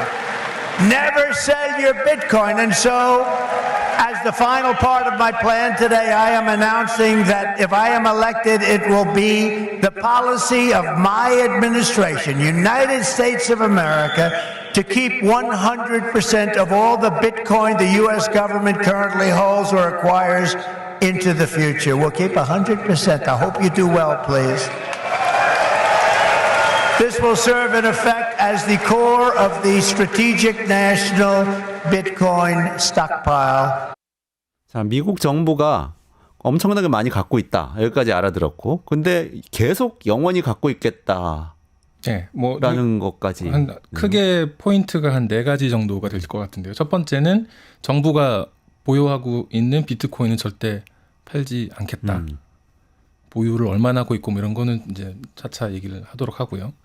그다음에 이제 전략 비축 자산처럼 다루겠다는 건데 이 마지막에 스트래티직 내셔널 비트코인 스톡파일 전략적으로 보유하고 있는 물량이라는 용어를 썼는데 이때부터 이제 막 이 용어가 뭐냐 하면서 이제 의논이 시작이 됐습니다.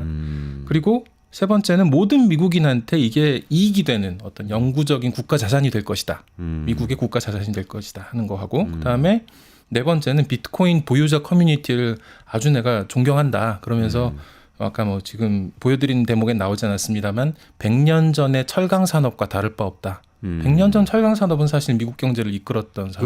그렇죠. 철강왕, 카네기, 록펠러 이런 사람들 그렇죠. 나올 때. 그래서 이제 비트코인이 지금 세계 단일 자산으로는 세계에서 9번째로 큰 시가총액 가치를 갖게 됐는데 그 정도만 그 정도 된 것만으로도 미국의 이 비트코인 보유자들 이 보유자들의 집단을 존경한다라는 의미를 얘기를 했습니다. 단일 결국 자산으로 구이라는 게 무엇 중에서 구이라는 거예요? 여러 자산 클래스가 있지 않습니까? 뭐 미국 정부가 보유하고 아니 있는 아니 아니요. 자산들. 그 어떤 뭐 기업의 기업의 주식이라든지 아니면 네네. 뭐 금이라든지 어떤 단일한 종목으로 그 가치가 얼마인지를 측정했을 때 비트코인은 지금 세계 9위가 됐는데 그 시점에 이것만으로도 충분히 이 보유자 커뮤니티는 존경받을 만하니 내가 여러분들한테 선물을 줘야겠다라면서 지금 이런 얘기를 한 거고 그러면서 결국 한 얘기는 미국의 대표적인 산업으로 키우겠다 이런 약속이었어요. 트럼프는 역시 화끈하군요. 화끈해요. 듣고 싶은 얘기였을 것 같은데 컨퍼런스면은 그 투자자들이 많이 참석한 거였겠죠. 그렇죠. 근데 그 전략 비축 자산이라는 거 저는 사실 석유하고 관련해서 좀 들어봤는데 전략 비축유라는 개념이 있잖아요. 맞습니다. 항상 미국이 유가가 막 문제 될 때마다 전략 비축유 풀겠다 뭐 이런 얘기하면서 네, 유가 네, 안정시키고 그러는데 비슷한 건가요? 그렇죠. 그 전략 비축유 소개를 먼저 드릴게요. 그러면 전략 비축유가 정식 영어로는 스트래티직 페트롤륨 리저브입니다. 줄여서 SPR이라고 보통 부르는데요.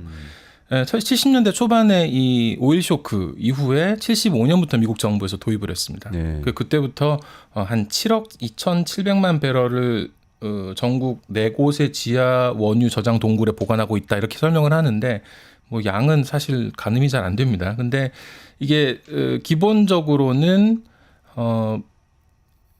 90일분의 석유를 비축하는 게 기본이에요. 90일 동안 미국 전체에서 사용할 수 있는 석유. 그거보다 훨씬 많이 지금 비축을 하고 있는 건데 어쨌든 이 대통령 명령에 의해서 이건 쓸 수가 있습니다. 그래서 비상시에 쓰기 위한 용도이기도 하고 수급이 원활하지 않으면 이걸 그 기름을 좀 풀어가지고 가격을 안정시키는 그런 역할도 합니다. 허리케인 카트리나 때 미국에서는 풀었던 적이 있었고요. 근데 이제 이게 뭐 미국만 그런 게 아니고 세계 각국이 다 이런 게 있습니다. 그렇겠죠. 예, 갑자기 오일- 무슨 전쟁이 나서 석유가 없어지면 맞습니다. 나라가 멈춰버리니까 맞습니다. 비상시에 대비해서 좀 있긴 있어야 되겠죠. 근데 이제 이게 처음 만들어진 게 보면 오일 쇼크 때라고 말씀드렸잖아요. 네, 네. 오펙에서 오일 쇼크 때 아, 이제 기름값을 통제를 하기 공급량을 통제하기 시작한 거였잖아요. 네. 그러니까 이제 비산유국 내지는 석유 구매 국가들이 협회를 하나 만듭니다. 국제에너지기구라는 IEA를 만들어서 여기에 들어와 있는 회원국들은 아까 말씀드린 최소 91분의 석유를 비축하도록 되어 있습니다. 그래서 이제 때에 따라 이걸 갖다가 방출하기도 하는데 지금까지 4번 방출했습니다. 첫 번째가 90년에 이라크 쿠웨이트 침공 때, 그 다음에 2005년 허리케인 카트리나 때, 그 다음에 2011년 리비아 내전 때, 그리고 러시아 우크라이나 침공이 있었던 2022년에를 각각 방출 결정을 내린 적이 있었는데 우리나라도 IEA 회원국이고요. 우리도 지금 9,800만 배럴을 비축하고 있는데 이거는 공공 비축량이고 민간 비축량까지 합치면은 한 191분을 지금 비축을 하고 있는 상태입니다.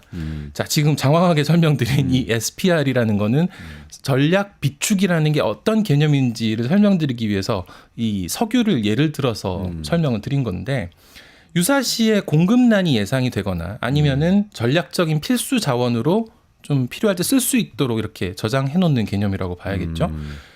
석유만 있느냐? 아닙니다. 우라늄도 전략 비축 자원으로 보유하는 경우가 있고요. 네. 헬륨도 있고요. 아, 아까 말씀하신 금도 있습니다. 네, 미국 네. 같은 경우에는 의료 장비도 전략 비축 장비로 자원으로 아. 보관을 따로 하고 있습니다. 네네. 물론 식량도 있습니다. 아, 재밌는 거는 캐나다 같은 경우에는 메이플 시럽이 시럽이요? 전략 비축. 시럽 없으면 살 수 없는 사람들인가 보죠. 중국에서는 돼지고기가 전략 비축 돼지고기가. 자산이고요. 그다음에 어. 어떤 나라는 또 뭐 버터, 건포도 이런 게 아. 전략 비축 자산이라고 하고 면 이것도 뭐 전략 비축 자산으로 분류되는 경우가 있다고 하네요. 아, 그 국가마다 그렇게 뭐 자기들이 중요하다고 생각하는 것들을 지정을 이렇게 하는데 그럼 비트코인을 이렇게 지정하겠다는 건가요, 그럼? 그렇습니다. 이게 아직 참 명확하지 않은 부분들이 많을 수밖에 없는 거죠. 이게 과연 지금까지 말씀드린 그런 그러니까. 품목들하고 이게 지금 비트코인이 뭐 중국 맞는 사람들이 거냐. 돼지 기름 없으면은 음식을 할 수가 없으니까 있어야 되겠다. 이건 알겠는데 미국 사람들이 비트코인 없으면 살 수가 없나? 이런 개념이 되는 거 아닌가요? 그러면 이제 비트코인이 뭐냐부터 이제 다시 우리 1년 전에 이 대화를 시작하면서 이제 이 네, 방송을 시작했는데 어쨌든 이 트럼프가 선거 때 약속을 했기 때문에 어떻게든 지금 이제 그림을 그려가고 할 거다, 시행을 할 거다라는 관측이 많습니다. 구체적인 방식으로는 미국 재무부가 이 외환 매수 매도하기 위해서 편성해 놓은 외환 안정기금이 있는데 여기에 이제 비트코인을 포함시키는 방안이 거론이 되고 있기도 하고요. 그러면은 그렇게 하려면은 이게 의회를 거쳐야 되는 거냐? 아니면 대통령이 그냥 행정명령 사인해가지고 할 수 있는 거냐? 여기에 대해서도 아직 갑론을박이 이루어지고 있는 그런 상황입니다. 그리고 비트코인 전략 비축을 한다면은 비트코인이 있어야 되잖아요. 그렇죠. 그럼 이거 어디 있냐? 트럼프가 미국 정부가 아까 보유하고 있다고 21만 개 갖고 있다. 그다음에 전체 공급량의 1%다라고 한 거는 기본적으로는 범죄 수익으로 압수한 비트코인을 말하는 겁니다. 범죄 수익 그러니까 뭐 블랙마켓에서 비트코인으로 거래하면서 뭐를 밀수를 한다거나 이랬을 때 덮쳐가지고 그렇죠. 뺏어온 거. 뭐 마약, 무기, 아. 뭐 저기 음란물 이런 거를 거래할 때 그런 때또 비트코인이 많이 좀 쓰였으니까 많이 쓰이죠. 그거를 네. 압수를 했는데 근데 이게 정기적으로 팔았었거든요 그동안은. 나 안 팔겠다. 그리고 이거 계속 갖고 있겠다라는 거죠 정부가. 그래서 지금 이 법무부가 일단 갖고 있는데 범죄 수익 압수한 거기 때문에 이걸 또 그럼 계정 이동을 해서 어떻게 전략 비축 형태로 옮길 거냐 여기에 대해서도 얘기가 없습니다. 무엇보다 트럼프는 비트코인을 새로 사겠다는 얘기는 안 하고 있습니다. 아, 팔지 않겠다고 얘기했네요. 그렇죠. 아까 그래서 이게 코멘트 전략 생각- 비축으로 진짜 쟁여놓을 거라면 사야 되잖아요. 네. 뭐 어떻게 살 건지에 대해서 얘기가 없어요. 그럼 뭐 엘살바도르 같이 지금 계속 사모으는 나라가 있긴 하지 않습니까?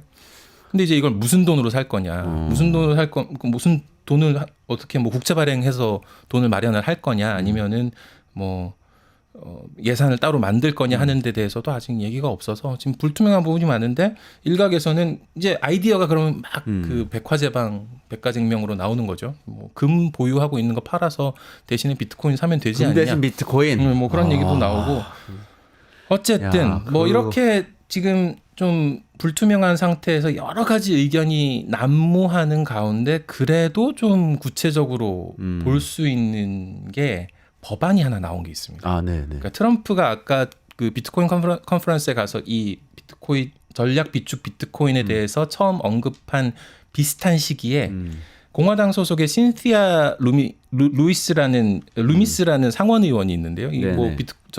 코인 산업에 대해서 굉장히 우호적이어서 이 코인 업계에서는 굉장히 좋아하는 정치인인데 법안을 하나 제출을 했습니다. 그때 그러면서 썼던 용어가 이 전략 비축 비트코인이었어요. SPR이 아까 전략 비축유라고 말씀드렸는데 네네네. SBR로 바꾼 겁니다. 스트래티직 비트코인 리저브로. 음. 그래서 SBR의 이 신시아 루미스 의원이 도입하겠다고 한 그러니까 법안을 제출한 이 SBR 전략 비축 비트코인의 내용은 재무부가 비트코인을 1년에 20만 개씩 5년 동안 구입한다. 20만 개씩 5년 구입하니까 결국 100만 개가 되겠죠. 그리고 이 100만 개의 비트코인은 글로벌 공급량 뭐 비트코인은 전체 발행 개수가 정해져 있지 않습니까? 2,100만 개인데 그중에 100만 개를 미국 정부가 사들였으니까 한 5%를 차지하게 되는 거죠. 이거를 왜 편성하느냐? 경제적 불확실성과 통화 불안정에 대한 해지 수단으로 이걸 하는 거다. 좀 금하고 비슷하죠, 그러면. 그러네요. 그리고 재원은 연준이 갖고 있는 예금분과 보유 중인 금으로 조달한다. 금 대신 비트코인, 그러네요. 현금 대신 비트코인으로 네네네. 간 거죠.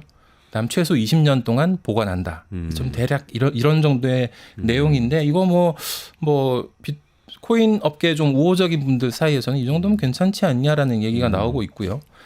미국이 비트코인을 이런 식으로 구매를 한다는 거는 글로벌 비축 통화로서의 어떤 달러의 지위는 높이는 결과가 될 것이다. 왜냐하면은 비트코인도 하나의 자산으로 인정받는 그런 상황에서는 이 비트코인도 달러를 지지하는 형태를 띌 수 있기 때문에 이게 달러 지위 강화에는 도움이 될 것이고 미국의 글로벌 금융 시스템 내에서의 어떤 지도적 지위를 유지하는 데 있어서도 도움이 될 것이다. 이런 관측도 나오고 있습니다. 그게 원래 화폐라는 게 옛날에는 금태환제였잖아요. 네. 그래서 금을 갖고 있는 있느냐. 만큼만 그렇죠. 화폐를 발행해서 사용해야 된다는 룰을 정해놓고 중앙은행에서 그렇게 이 화폐 총량을 통제를 했었는데 어느 순간 금태환 폐지하고 막 뭐 국가가 필요에 따라서 이제 화폐를 발행해서 사용할 수 있도록 지금 시스템이 됐고 특히 그것을 어떤 면에서 지금 미국 정부가 많은 비판을 받고 있는 게 그걸 오용해서 너무 많은 국채를 발행해서 지금 돈을 너무 많이 풀어서 글로벌 금융위기 이후에 전 세계가 지금 돈잔치가 났는데 자산 가격만 오르고 인플레이션 높아지고 삶은 안 좋아진다. 실물은 다 이 실물 경제 망가진다. 이런 비판 많이 나오잖아요. 정부 재정도 불안정해지고 그럼 그 상황하고 비트코인을 가지고 있으면서 좀 화폐를 안정시킨다는 것하고 연결이 되나요? 연결이 된다고 지금 주장하는 분들이 나오고 있습니다. 그러니까 미국 국가 부채가 아까 보니까 한 36조 달러가 좀 넘던데 올 초에 34조 달러였는데 계속 오르는 추세인 거죠. 그래서 이제 아까 말씀드린 그 루미스 상원 의원 같은 경우에는 5년 동안 100만 개 구입하면 미국 부채를 비트코인으로 갚으면서 네. 부채를 줄일 수 있다라고 얘기를 합니다. 왜냐하면 비트코인 가격이 오를 것이기 때문에. 아, 그러니까 그럼 비트코인을 사서 가지고 있으면 가격이 오르면서 부채를 갚는데 처음에는 부채를 갚을 만큼 사는 건 아니지만 비트코인이 비싸질 거니까 그렇죠. 그걸 부채를 갚을 수 있다. 그대로 갚아주는 거죠. 그래서 그 부채 상환 때도 그냥 비트코인을 쓰자는 겁니다. 바로. 아, 그럼 우리는 미국한테 비트코인으로 미국 국채 갖고 있는 사람들 비트코인으로 받는 거예요, 나중에? 결국은 이제 장기적으로 비트코인이 계속 상승할 거란 전망에 기초한 어떤 이거는 뭐 논리라고 볼 수 있을 것 같은데 또 다른 전문가도 있습니다. 2050년까지 비트코인 100만 개를 미국 정부가 계속 꾸준히 매집을 한다. 그러면은 미국의 국채 70%까지 상환이 가능할 거다. 그거 누가 얘기했어요? 이거는 이제 비트코인 기업을 운영하고 있는 한 전문가 네. 정도로만 소개를 드려도 될 것 같은데 결국 이제 뭐 아까 신시아 루미스는 50%, 이 전문가는 70%라고 했으니 뭐 미국 정부로서는 아주 뭐 그것만 하면은 뭐 일인데 이건 국가부채 근데 문제가 한 번에 해소되는 아까 건데. 말씀드린 대로 비트코인이 계속 오를 거라는 전망에서 하는 겁니다. 그리고 또 이 미국 중국이 경쟁하고 있는 구도에서 중국이 또 미국 국채를 많이 갖고 있지 않습니까? 지금 이제 일본에 이어서 두 번째 정도 되는 것 같은데 예전엔 1위였습니다만 이게 이제 굉장히 좀 부담이 되는 상황인데 중국이 이렇게 언제든지 상환 요구를 할 수도 있는 거고 이런 상황에서 블록체인 기술로 국채를 토큰화하는 비트코인 도입한 다음에 그런 블록체인 기술을 발전시키는 과정을 거치게 되면은 거래가 쉬워지면서 중국이 아닌 국채 보유자들이 더 비율이 늘어날 수 있다. 뭐 이거는 하나의 그냥 주장이긴 한데 어쨌든 뭐 이런 이야기도 미국에서는 지금 많이 나오고 있는 상황입니다. 트럼프도 중국과 경쟁 구도에서 이 비트코인 산업 육성을 이야기하는 면도 있어요. 그 미국 정부가 비트코인을 많이 가지고 있으면은 달러 지위 향상되고 비트코인 시장에서 미국이 1등이 될 수 있다 이건데 미국 안 그래도 1등이긴 한데 아까 이제 그 말씀드린 비트코인 컨퍼런스에서 했던 얘기 중에 보면 비트코인 보유자 커뮤니티 앞에 내가 오늘 서게 된 이유는 만약 우리가 안 하면 중국이나 다른 나라들이 할 것이기 때문이다. 모든 비트코인이 미국에서 채굴되고 만들어졌으면 좋겠다. 미국이 이 산업을 좀 리드를 해야겠다. 이런 의미라고 봐야겠죠. 근데 이전에는 이런 논의가 있지 않았어요? 비트코인이 화폐로서의 지위를 정말로 획득한다면 그러면 많은 사람들이 그걸 기축통화처럼 사용할 수 있기 때문에 오히려 달러는 불안정해질 거다. 가치가 떨어질 거다. 이런 논의가 많이 있었는데 지금 그거를 거꾸로네요. 대응하기 위해서도 이게 지금 필요하다는 게 미국 쪽에서 나오는 논리입니다. 미국이 비트코인을 많이 보유하고 있으면 가장 많이 보유하고 있거나 미국 정부가 어쨌든 굉장히 많은 양의 비트코인을 보유하고 있다면 달러의 지위가 떨어지는 일은 없지 않겠느냐 하는 그런 반대 논거의 성격도 있는 거죠. 아, 그렇군요. 여기 근데 이렇게 하자는 나는 뭐 일단 발의는 루미스 의원이 했지만 트럼프도 얘기는 하고 했지만 반대 의견도 많이 있을 것 같은데요. 맞습니다. 근데 이제 뭐 미국의 영향력이 강해지는 거는 다 이제 알겠는데 근데 어디다 쓸 거냐? 비트코인이 뭐 석유냐 이게 무슨 식량이냐 이렇게 의문을 제기하는 분들이 많죠. 국가가 비상사태 때, 자연재해 때, 전쟁 때 비트코인을 먹을 게 없는 사람들한테 비트코인을 줘. 그래서 어떻게 할 거야 이거를 이런 이제 반론이 나오죠. 그 다음에 정부가 이걸 보유를 하게 되면 그렇게 해서 가격이 오르게 되면 그거는 기존의 비트코인 갖고 있는 사람들은 좋겠죠. 좋은 일인데 만약에 가격이 떨어지게 되면은 이거는 비트코인을 정부 돈으로 샀기 때문에 모든 납세자들이 손해 보는 그런 그렇죠. 국면이 되는 거지 않습니까? 그러니까 이게 과연 이렇게 하는 게 무슨 의미가 있는 거냐? 이게 세금으로 가격 떨어지는 걸 계속 방어해야 되는 판인데 이거는 좀 무리가 아니냐라는 이야기도 있고 지금 특히나 좀 고점 같이 보이는데 항상 나오는 얘기입니다만 고점처럼 보이는데 지금 샀다 떨어지면 누가 책임질 거냐 이런 얘기도 있습니다. 그리고 이제 뭐 해킹에 취약하다거나 변동성이 너무 크다 이런 뭐 기본적인 그 비트코인 시장에 대한 불신에서 나오는 그런 반응들이 있는데 연준의 제롬 파월 의장이 지난 19일에 기자들한테 이런 얘기를 했습니다. 그 질문이 나왔거든요. 네네네. 국가 보유 어떻게 할 거냐. 연준은 비트코인 보유할 수 없도록 되어 있다. 연준이 보유하는 자산에 대해서는 법이 정하고 있는데 우리 법을 바꿀 수가 없다. 그거는 의회가 할 일이고 우리는 그런 계획이 없다. 뭐 원론적인 입장으로 보는 게 맞겠습니다만은 근데 이제 이 말 자체에 실망한 투자자들 때문에 좀 가격이 떨어진 것도 있었습니다. 연준 내에서 대표적인 매파라고 할 수 있죠. 닐 카시카리 그 미니애폴리스의 연은 총재는 뭐 많은 분들이 하는 얘기를 이분도 했어요. 비트코인은 거의 실질적인 쓰임새가 없다.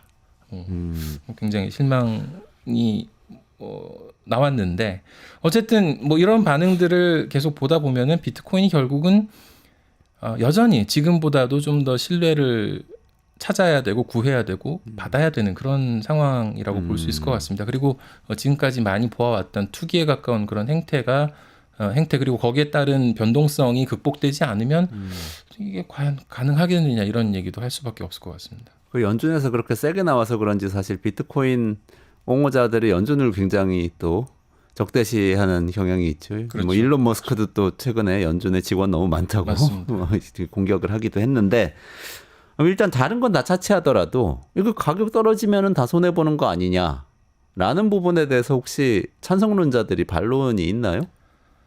가격 무조건 오를 거라고 믿나요? 찬성론자들. 이걸 그러니까 아까 말씀드린 대로 모든 것은 가격이 계속 오를 거라는 전제 기초에 있고 그 전제는 지금까지 비트코인 한 15년의 역사가 증명을 한다 이렇게 얘기를 하기 때문에 이게 사실 논박이 안 됩니다. 서로 이게 안 맞습니다. 근데 기본적으로 코인 산업에 대한 비판은 많잖아요. 이거 실체가 없는 거 아니냐라는 얘기는 많이 뭐 코인 얘기 나오면 다 누구나 어디서나 들을 수 있는 그런 얘기인데 시청자분들도 많으실 것 같고요. 근데 그런 여론이 있기 때문에 본연의 한계가 좀 있다고 보는 게 우선 맞을 것 같고요. 그 다음에 트럼프 당선인이 이번 선거에서 이걸로 저 코인 산업에 대한 어떤 우호적인 태도로 점수를 많이 땄습니다. 아마도 표도 많이 얻었을 것 같아요. 그래서 그 바이든 정부가 코인 산업에 되게 코인 산업을 탄압했다. 네네. 그러면서 해리스도 똑같다. 이런 식으로 얘기를 하면서 우호적인 이미지를 상대적으로 가져간 게 있다 보니까 뭐 지금 그것도 이제 이게 논박이 안 되는 그런 상황입니다. 이게 초점이 안 맞아서. 트럼프 인수위 대변인 이번에 여기에 대해서 얘기한 걸 보면은 워싱턴 관료주의의 늪 속에서 이전 정부는 더 많은 규제와 더 높은 세금으로 혁신을 억압하려고 했는데 트럼프 대통령은 취임하게 되면 암호화폐 그리고 기타 신기술에서 미국의 리더십을 장려할 거란 약속을 지킬 겁니다라고 얘기했는데 이건 참 뭐 그냥 정치인들이 하는 이야기 모든 크레딧을 다 가져가는 거죠 이렇게 하면. 그런 것 같은데 그래도 그러니까 지금 말씀대로 하면은 어쨌든 뭐 논리가 어떻게 됐든 간에 트럼프 정부는 할 것 같다 이런 생각이 팽배한 거네요. 지금 인사를 맞습니다. 봐도 그런 느낌이 좀 있긴 있던데 어떠세요? 맞습니다. 지금 막 관료 인선들 발표되고 있죠. 예, 뭐 몇 명 이제 그 이쪽 산업과 관련된 인물들을 살펴보면 SEC의 게리 겐슬러라는 위원장이 있었는데 되게 뭐 코인 산업에 우호적이지 않다, 적대적이다라고 해서 비판을 많이 받았었거든요. 이 업계에서. 그래서 트럼프가 이 비트코인 컨퍼런스에 가서 게리 겐슬러를 내가 취임하는 첫날 해임할 거야 막 이런 얘기를 해서 또 박수를 엄청 받은 일도 있었습니다. 그랬는데 게리 겐슬러가 임기가 상당 기간 남았음에도 불구하고 본인이 그냥 트럼프 취임하면 난 사임하겠습니다라고 했거든요. 그러고 나서 이제 트럼프가 그 위원장을 새로 지명을 했는데 이 인물이 폴 애킨스라고 디지털 상공회의소라는 뭐 일종의 이익 단체가 하나 있습니다. 여기는 미 상공회의소처럼 미국 기업들의 이익을 옹호하는 그런 미국 대표하는 그런 뭐 단체인데 디지털이 앞에 붙어 있어요. 그래서 여러 이제 디지털 산업들의 대표자들이 들어가 있고 특히 코인 산업에서도 많은 사람들이 참여하고 있는 그런 곳에서 공동 의장을 했던 인물입니다. 그 인물이 이제 SEC 위원장으로 지금 지명을 받은 폴 상태고요. 애킨스. 네. SEC가 금융감독원 같은 곳이죠. 우리로 따지면 금융감독원, 증권, 금융위원회, 거래소. 금융감독원 기능이 조금 이제 중첩돼 있는 그런 기능으로 봐야 될 것 같은데요. 그리고 데이비드 섹스라는 백악관의 AI 크립토 총책임자, 총괄 뭐 지금 미국에서는 그런 거 얘기할 때 짜르라는 용어를 쓰죠. 그 러시아 재정에서 네네네네. 용어를 따와서 이 데이비드 섹스는 페이팔의 최고 운영 책임자 CEO 겸 벤처 캐피탈 크래프트 벤처스의 대표였던 인물입니다. 뭐 이른바 페이팔 마피아라고 부르는 그 일론 머스크와 그의 친구들 중에 한 명이죠. 네네네. 예. 그 중에 한 명. 피터 킬 그룹인 거죠. 맞습니다. 그래서 이 특히나 이제 이 데이비드 섹스 같은 경우에는 그 남아공 태생입니다. 일론 머스크랑 같은 그러네요. 뭐 그런 사람이기도 한데 결국 이제 이 페이팔 출신들이 이 암호화폐 산업에 우호적인 태도를 보인 적이 많았는데 특히나 이 백악관에서 이 정책을 총괄하는 자리에도 이 인물이 갔다는 게 굉장히 상징적으로 AI 볼수 있을 가상화폐 것 같고요. 짜르 네. 이런 호칭을 얻고 있죠. 그리고 또 다른 백악관 기구인데 디지털 자산 위원회라는 게 백악관에 꾸려지게 됐습니다. 결국 이제 이 코인 산업을 직접적으로 관리하는 그런 네네. 곳이 될 텐데 여기 집행이사로 29살짜리 보 하인스라는 인물이 선임이 됐습니다. 이게 대학 때 미식 축구 선수였고 하원 의원 선거 출마 경험이 있는 것 외에 뭐 특별한 경력이 뭐가 있나 했는데 보면 선거 때 암호화폐 업계 후원금을 받은 게 있더라고요. 그래서 좀 꽤나 이렇게 좀 친분이 있는 걸로 사람들이 추정을 하면서 결국 이 트럼프 2기 행정부에서 친 크립토, 친 코인, 친 암호화폐 성향을 이끌게 될 인물들이 전면에 나섰다라는 평가가 이 세 명의 등장으로 인해서 더 강화되고 있습니다. 친크립토 정권 맞네요. 그렇게 막 외칠 때는 사실 이렇게 캠페인에서 하는 얘기지 뭐 이렇게 생각했는데 실제 그런데 미국의 경제 정책에서는 경제자문위원회도 중요하지 않아요? 경제자문위원장이 경제정책 어드바이스 하는 자리인데 거기는 어떤 그 우호적인 갑자기 이름 생각이 안 사람인가요? 나죠? 미란 스티븐 스티븐 미란. 스티븐 미란. 예. 스티븐 미란도 뭐 그런 평가가 있기는 하던데 아직 뭐 구체적으로 어떤 뭐 코인 산업에 어떤 뭐 직접적인 연계가 있다거나 그런 건 아닌 것 같습니다. 거기서 이제 사실 뭐 지금 말씀하신 것들은 재무부나 연준이나 경제자문위원회 이런 데서 브레이크를 걸 수도 있는 이야기들인 거죠, 사실. 맞습니다. 국가 자산으로 이렇게 확보를 하는 거는 결국엔 의사결정 재무부에서 또 상당 부분 관여를 해야 되기 때문에 의회도 중요하고. 의회도 중요하고 의회는 뭐 근데 어떻게 막 선동해가지고 이번에 일론 머스크가 예산 통과 과정에서 공화당 의원들 선동해가지고 막 뒤엎고 이랬던 것처럼 정치적으로 할 수 있다고 해도 재무부와 경제자문위원회는 다르잖아요. 좀 아주 전통적으로 이 고루한 경제학자들이 있는 곳들인데 어떻게 될지 좀 궁금하네요. 그래서 싸움이 한 판 벌어지겠어요. 재무장관이 누가 되는지를 확실히 봐야 된다는 얘기는 많이 하는 것 같습니다. 그러네요. 그래서 비트코인 지금 들어가도 됩니까?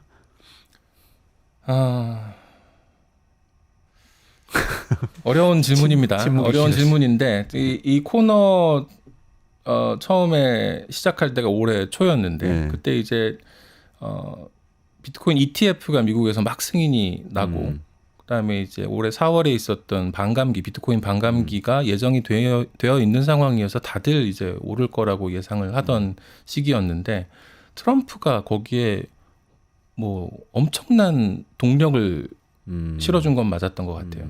그래서 하반기 들어서는 거의 트럼프발 상승분이 훨씬 더 컸던 것 아닌가 그런 얘기를 할 수 있을 것 같고요.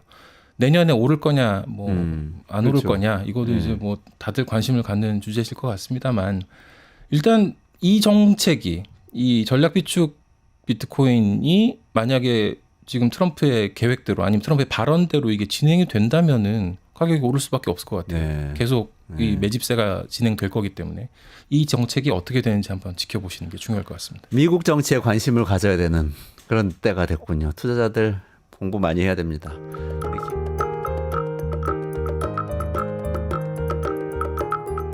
네, 우리나라가 비상계엄 선포로 이 난리를 치고 있는 동안에 트럼프 시대 2기 출범이 이 눈앞에 다가왔습니다. 이 상황에서 중국은 어떤 전략을 짜고 있는지 우리나라 경제는 어떻게 가야 하는지 전병서 중국경제금융연구소장님 모시고 말씀 들어보겠습니다. 안녕하세요. 어서 오세요. 안녕하십니까? 네. 트럼프 2기 출범이 벌써 이제 한 달도 안 남은 거죠. 그렇죠. 예. 그동안 이야기 나오고 있는 걸로 보면은 좀 전체적으로 느낌이 어떻습니까? 이게 우리나라의 실현이 될 것 같습니까? 아니면은 기회가 될 것 같습니까? 뭐 보기 나름인데요. 그래서 뭐 항상 나쁜 게 끝이 아닌 것 같은데 지금은 서로 줄서기를 해서 우리는 뭐 줄을 안 서고 있어서 굉장히 불안한 감은 있지만 줄을 안 서고 있어서. 또 뭐 나중에 카드 다 보고서 네. 이제 그 우리가 줘야 될 것들을 개선할 수 있는 그런 장점도 있는 것 같아요. 네. 그래서 지금은 뭐 좀 오버프라이싱 하는 거죠. 나 1,000억 불 투자할게. 뭐 이렇게 얘기를 하는데 우리도 그럼 1,000억 불 투자할 것인가? 손정희가 가서 그렇게 그렇죠. 얘기했죠. 네. 그래서 조금 더 상황을 두고 봐야 될 것 같아요. 정용진 회장 가서 말하라고 가서 트럼프 만나고 왔다고 하던데 이분도 뭐 그런 약속을 하고 왔을까요? 글쎄요. 그건 주가 보면 되는데 뭐 정말 뭔가 있었다고 그러면 주가 상한가 가야죠. 네, 네. 근데 뭐 주가들이 그냥 뭐 1% 내외에서 왔다 갔다 하는 거면 뭐 그렇게 큰 의미 있는 얘기를 했다 이렇게 보기는 어려울 것 같아요. 그렇군요. 지금 우리나라는 어쨌든 그 정치적인 상황 때문에 굉장한 또 불안을 겪고 있는데 그 와중에 이게 지금 달러가 강해져서 그런 건지 우리나라가 비상계엄이고 난리가 나서 그런 건지 모르겠는데 환율이 너무 또 치솟고 있어서요. 이것도 걱정이 많이 되는데요. 어떻게 보세요? 그래서 뭐 유튜브나 이런 데서 제2의 회환위기다. 네네네. 뭐 그런 얘기 많이 나오지만 그래서 그렇게 보는 건 좀 과장인 것 같아요. 그래서 뭐 이게 돈으로 보면 무역하고 이제 자본시장 두 군데서 돈이 들어오고 나가는 건데 네. 지금 우리 무역 흑자는 뭐 계속 들어오고 있어서 큰 문제가 없고 오히려 이제 자본시장에서 외국인이 주식 팔고 나가는 돈 이게 네. 오히려 단기 환율에 수급에 큰 영향을 주죠. 네. 그래서 보니까 지금 8월 달부터 12월 달까지 총 외국인이 판 게 21조 원 팔았더라고요. 네. 그래서 그러면 이 금액이 뭐 엄청나게 큰 건데 그래서 저게 만약에 무역에서 21조 정도 적자 났다고 그러면 뭐 난리가 났겠지만 그렇죠. 자본시장에 돈 빠지는 거는 우리 별 관심이 없죠. 그러나 환율은 그걸 정확하게 반영하고 있는 거 아닌가 싶습니다. 아, 팔고 나가고 있기 때문에 외국인들이 팔려면 원화를 팔아야 되는 거니까요. 그렇죠? 그렇죠. 달러로 바꿔야 되는 거니까 원화 가치가 계속 떨어질 수밖에 없게 되는 그렇죠. 거겠군요. 지금은 그런 상황이군요. 아.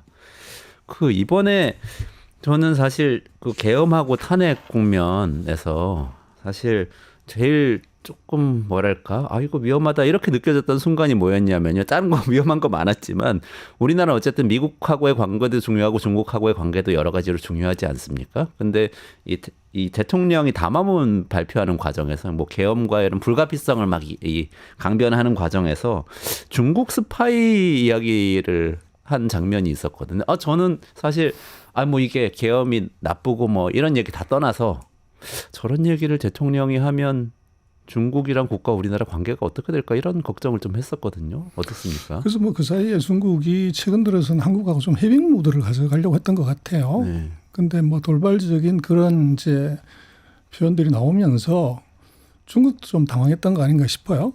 근데 좀 다행스러운 것은 아마 중국도 한국의 그런 그 우발적인 상황을 아마 이해를 한 것 같아요. 만약에 이제 이것이 민감하다 그러면 외교부 대변인의 그 코멘트가 뭐 중국은 아주 시니컬하게 하거든요. 근데 뭐 두리뭉실하게 그냥 그렇게 얘기를 하고 뭐 한중 관계 잘 됐으면 좋겠다. 이렇게 갔다는 것은 뭐 중국이 한국의 상황에서 나온 돌발 상황이다. 뭐 이런 정도로 이해를 하는 것 같고 이제 외교에서 제일 뭐 중요한 건 아무래도 미국도 그렇고 뭐 우리도 그렇지만 대사를 누굴 보내냐 부임하냐 안 하냐는 게 문제인데 만약에 이제 중국이 거기에 굉장히 민감하게 반응했다고 하면 지금 이제 주한 중국 대사죠. 그 발령을 안 냈을 것 같아요. 그런데 아마 크리스마스 지난 26일쯤에 아마 그 대사가 부임을 하는 것 같아요. 아, 네네. 그래서 그렇게 놓고 보면 뭐 그 대통령의 돌발 발언은 중국으로서 그렇게 시리어스하게 보고 있지는 않은 것 같다. 그렇게 보여집니다. 대사가 어떤 다이빙? 사람인가요? 다이빙인데 다이빙? 네. 그 아프리카 쪽이 이제 전공이었어요. 주로 아프리카 쪽에 많이 근무했던 분이고 그 유엔 대표부의 부대표 이제 그렇게 돼 있는데 그래서 뭐 해석은 여러 가지 할 수가 있지만 뭐 한국에 대해서 어떤 이제 뭐 지위를 준 거냐 그래서 또 왜 그럼 하필이면 아프리카 전공이냐 그렇게 얘기할 수도 있고 네. 또 다르게 생각하면 이제 유엔의 부대표 정도라고 하는 국제화된 사람을 이제 한국에 파견을 했다. 뭐 그렇게도 해석할 수 있을 것 같아요. 아, 그렇군요. 예. 지금 우리 권한대행 체계에서도 아그레망 주고 이런 데는 문제는 없는 거겠죠? 근데 그게 뭐 우리가 주는 거는 그렇지만 또 우리도 지금 중국 대사가 들어와야 되기 때문에 문제는 우리가 문제인 것 같아요. 그래서 이제 뭐 예를 들어서 탄핵이 결정이 나고 만약에 대선이 있다고 하면 그 지금 있는 대통령이나 권한대행이 보낸 대사는 또 바꿔야 되니까 그 시간이 뭐 6개월 그 안에 뭘 하기가 굉장히 애매한 그래서 중국의 상황보다는 우리가 더 이제 그 사이에 이제 외교 채널이 중국하고 이게 조금 이제 소강 상태에 들어가는 그런 이제 일이 오히려 발생할 것 같아요. 현재 우리 주중대사가 공석인 상태. 그렇죠. 아, 그 발령이 이미 난 거죠. 이런 게 이제 외교적 공백을 가져오는군요. 그렇습니다. 그래서 뭐 전임 그 대통령 비서실장을 내정을 했는데 지금 뭐 이런 사태가 터져버리니까 이제 윤 대통령이 보내는 대사는 뭐 중국도 아그레망 주기가 굉장히 좀 어색할 거고 그러네요. 또 우리로서는 정권이 바뀌었을 때 뭐 중요한 지역의 대사는 또 다 바꾸는 거니까 6개월 만에 또 바꿀 거냐 뭐 그런 문제가 우리한테는 있죠. 알겠습니다. 이제 트럼프 시대에 대해서 본격적으로 좀 짚어보겠습니다. 아니 그 소장님 그 트럼프는 빌런 스타일이라는 표현 쓰셨어요? 네. 어떤 의미로 쓰셨습니까? 그래서 작년에요. 네. 미국 휴스턴 대학교하고 코스털 캐롤라이나 대학교가 그 전미 정치학회 정치 전문가를 대상으로 그 프로젝트를 하나 했어요. 미국의 위대한 대통령 누구냐. 네. 그 순서를 쭉 이제 했는데 당연히 1등은 뭐 링컨이고요. 네네. 45명의 대통령 중에서 가장 위대하지 않은 대통령으로 트럼프가 뽑혔어요. 45위 했습니까? 꼴등. 그렇습니다. 그리고 반대로 이제 갈라치기에서 이제 국론을 분열시키는 이제 그런 대통령 순서에는 역으로 1등을 했고요. 그래서 정말로 이제 미국의 정치학자들이 보는 그 위대하지 않은 제 대통령이 그 위대한 미국 건설 이제 그 아젠다를 들고 나와서 지금 당선이 된 거죠. 아, Make America Great Again 할 때 위대한 미국을 만들겠습니다 그렇죠. 했다는 게 조금 이걸 보면은 어폐가 있다. 이런 말씀이시네요. 아, 근데 그러면은 조금 현실적으로 생각해 봤을 때 그래도 미국을 위대하게 만들겠다고 하는 그 플랜이 있잖아요. 트럼프 플랜은 지금 뭐 많이 얘기하고 있는 거는 제조업 부활시키고 러스트벨트 일자리 되찾아주겠다 이 얘기인데 이것도 위대하지 않은 겁니까? 어떻습니까? 그래서 정치적 레토릭이 굉장히 많이 들어간 거죠. 그래서 생각을 해보면 러스트벨트가 우리 같으면 이제 울산이나 뭐 포항이나 창원 같은 지역인데 인당 소득 82,000달러의 나라에서 3교대가 될 거냐. 그리고 40년 전, 50년 전에 이미 제조업이 이제 아시아로 넘어간 상태에서 지금 일할 뭐 어떻게 보면 근로자들을 이제 구할 수가 있냐. 뭐 이런 것들을 놓고 보면 사실은 현실성이 굉장히 떨어지죠. 네. 그러나 이제 선거에서는 뭐 월스트리트의 부자도 한 표고 러스트벨트의 노동자도 한 표이기 때문에 거기에 굉장히 이제 어필하는 정책을 얘기를 했던 것 같아요. 그래서 뭐 결국은 앞이 어떻게 될 건지는 이제 과거를 한번 돌아보라는 얘기인데 그래서 트럼프 집권했던 2017년 이후에 미국의 그런 무역 적자가 어떻게 됐냐. 그렇게 놓고 보면 2019년에만 이제 무역 그 중국의 대미 이제 흑자가 약간 줄었었고 그 이후에는 다시 중국의 무역자가 계속 늘어났어요. 아. 그리고 중국의 무역자가 늘어난 것도 그렇지만 미국은 무역 적자가 줄어든 적이 없어요. 아. 계속 늘어났다는 거죠. 네네. 그렇게 된다고 하면은 Make America Great Again을 제조 부활로 본다는 것은 이것은 좀 립 서비스가 아니냐. 아. 그래서 지금 2017년에 비해서는 뭐 미국의 소득 수준도 훨씬 높아졌고 서비스 수준도 훨씬 높아졌고 그런데 다시 보복관세 60% 때려준다고 해가지고 제조업이 돌아올까? 이제 그게 근본적인 의문이 사실은 있는 거죠. 최근에 중국이 몇 년 어려웠다고도 많이 알려져 있는데 그래도 무역 흑자는 계속 늘어난 상황인가요? 그게 이제 아이러니하기도 그 전 세계가 사실 다 그래죠. 코로나 이후에. 그러다 보니까 소득의 양극화 때문에 중국의 저가 제품에 대한 수요가 무지 늘어난 거죠. 아. 그러다 보니까 중국의 수출이 뭐 두 자릿수 12%뭐 이렇게 이제 늘어났고 그리고 내수가 상대적으로 좋지 않았기 때문에 수입은 줄어든 거죠. 네. 그러다 보니까 무역수지 흑자가 2023년에도 한 8천억 달러 이상 났고 금년에도 뭐 8천억 달러 레벨이 되는 것 같아요. 네.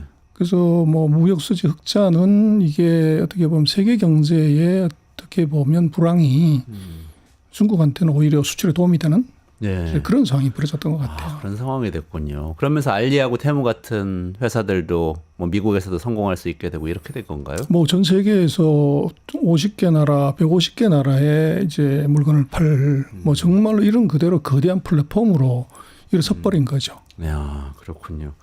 지난번에 방송 저희 출연해 주셨을 때 네. 이 소장님 말씀 중에서 인상적이었던 게 사실 이런 무역 문제도 있긴 있지만 블러핑일 수가 있고 정치적 레토릭일 수가 있고 사실은 금융에 이 관심을 가져야 된다 이런 말씀 해주셨는데요. 그런 생각 지금도 여전하십니까? 뭐 당연히 그럴 거라 보는데요. 뭐 지금 트럼프 대통령이 취임 전에 선거 때 얘기했던 것은 액면으로 받으면 안 될 것 같아요. 그래서 서로 어떻게 보면 상충되는 발언들이 뭐 절반이 넘기 때문에 그래서 지금 트럼프 정부가 가장 중요시하는 경제 지표가 뭐냐 하나를 꼽으라 그러면 제가 볼 땐 GDP도 물가도 금리도 아닌 것 같아요. 아, 무역 수지 적자. 무역 수지 적자. 그렇죠. 이걸 기준으로 지금 모든 걸 다 판단하고 거기에 맞춰서 정책을 하고 들어가는 이제 상황이고 그래서 대놓고 얘기를 하는 것은 무역 수지 적자를 줄이겠다는 건데 그러면 중국의 제조업의 경쟁력을 미국이 과연 이제 같이 경쟁해가지고 관세 60% 때린다고 해서 그걸 무너뜨릴 수가 있는 것이냐? 그건 불가능하거든요. 그래서 그렇다고 하면은 제조력이 아닌 이제 환율로 이게 가격 경쟁력을 없애버리는 거죠. 아. 그래서 이제 환율을 절상을 시켜버리면 네네. 수출업체들의 이제 수익 상악화, 연쇄 도산 이제 이게 가능해지죠. 그래서 과거에 이제 일본의 경우를 보더라도 80년대 지금하고 똑같은 미국과 일본의 싸움이 있었고 그때도 일본을 자초시킨 것은 소위 말하는 그 프랑스 합의 네. 220엔트 환율을 한 방에 이제 120엔대로 낮추는 바람에 네. 일본이 그대로 쓰러지는 그런 현상이 나타났고 그래서 이번에 아마 트럼프 대통령 같은 경우는 첫 번째 빚받기를 할 것 같아요. 빚내놔라. 그래서 1단계 무역 합의를 이제 2019년에 하고 중국이 한 2천억 불 사줄게.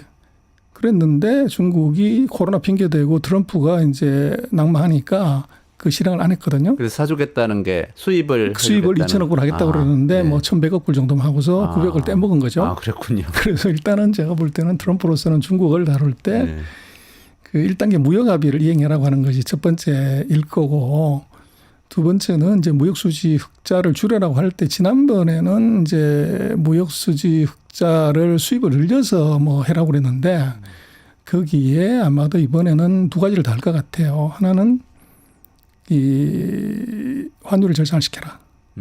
그래서 줄이라는 게 하나에서 나올 것 같고 또 하나는 그럼 위안화를 절상시키라는 거죠. 그렇죠. 달러가 약해지고 위안화가 강해지는 그렇죠. 방식으로 그렇죠. 조정을 하자. 그리고 이제 무역수지 흑자를 줄이는 직접적인 방법은 중국이 수입을 늘리면 되죠. 네. 그래서 지난번에 2천억 사준다고 그래 놓고서 이제 거짓말 했기 때문에 네. 아마 제가 생각할 땐 트럼프는 아마 곱하기 5 정도 해서 한 1조 달러 정도를 사라.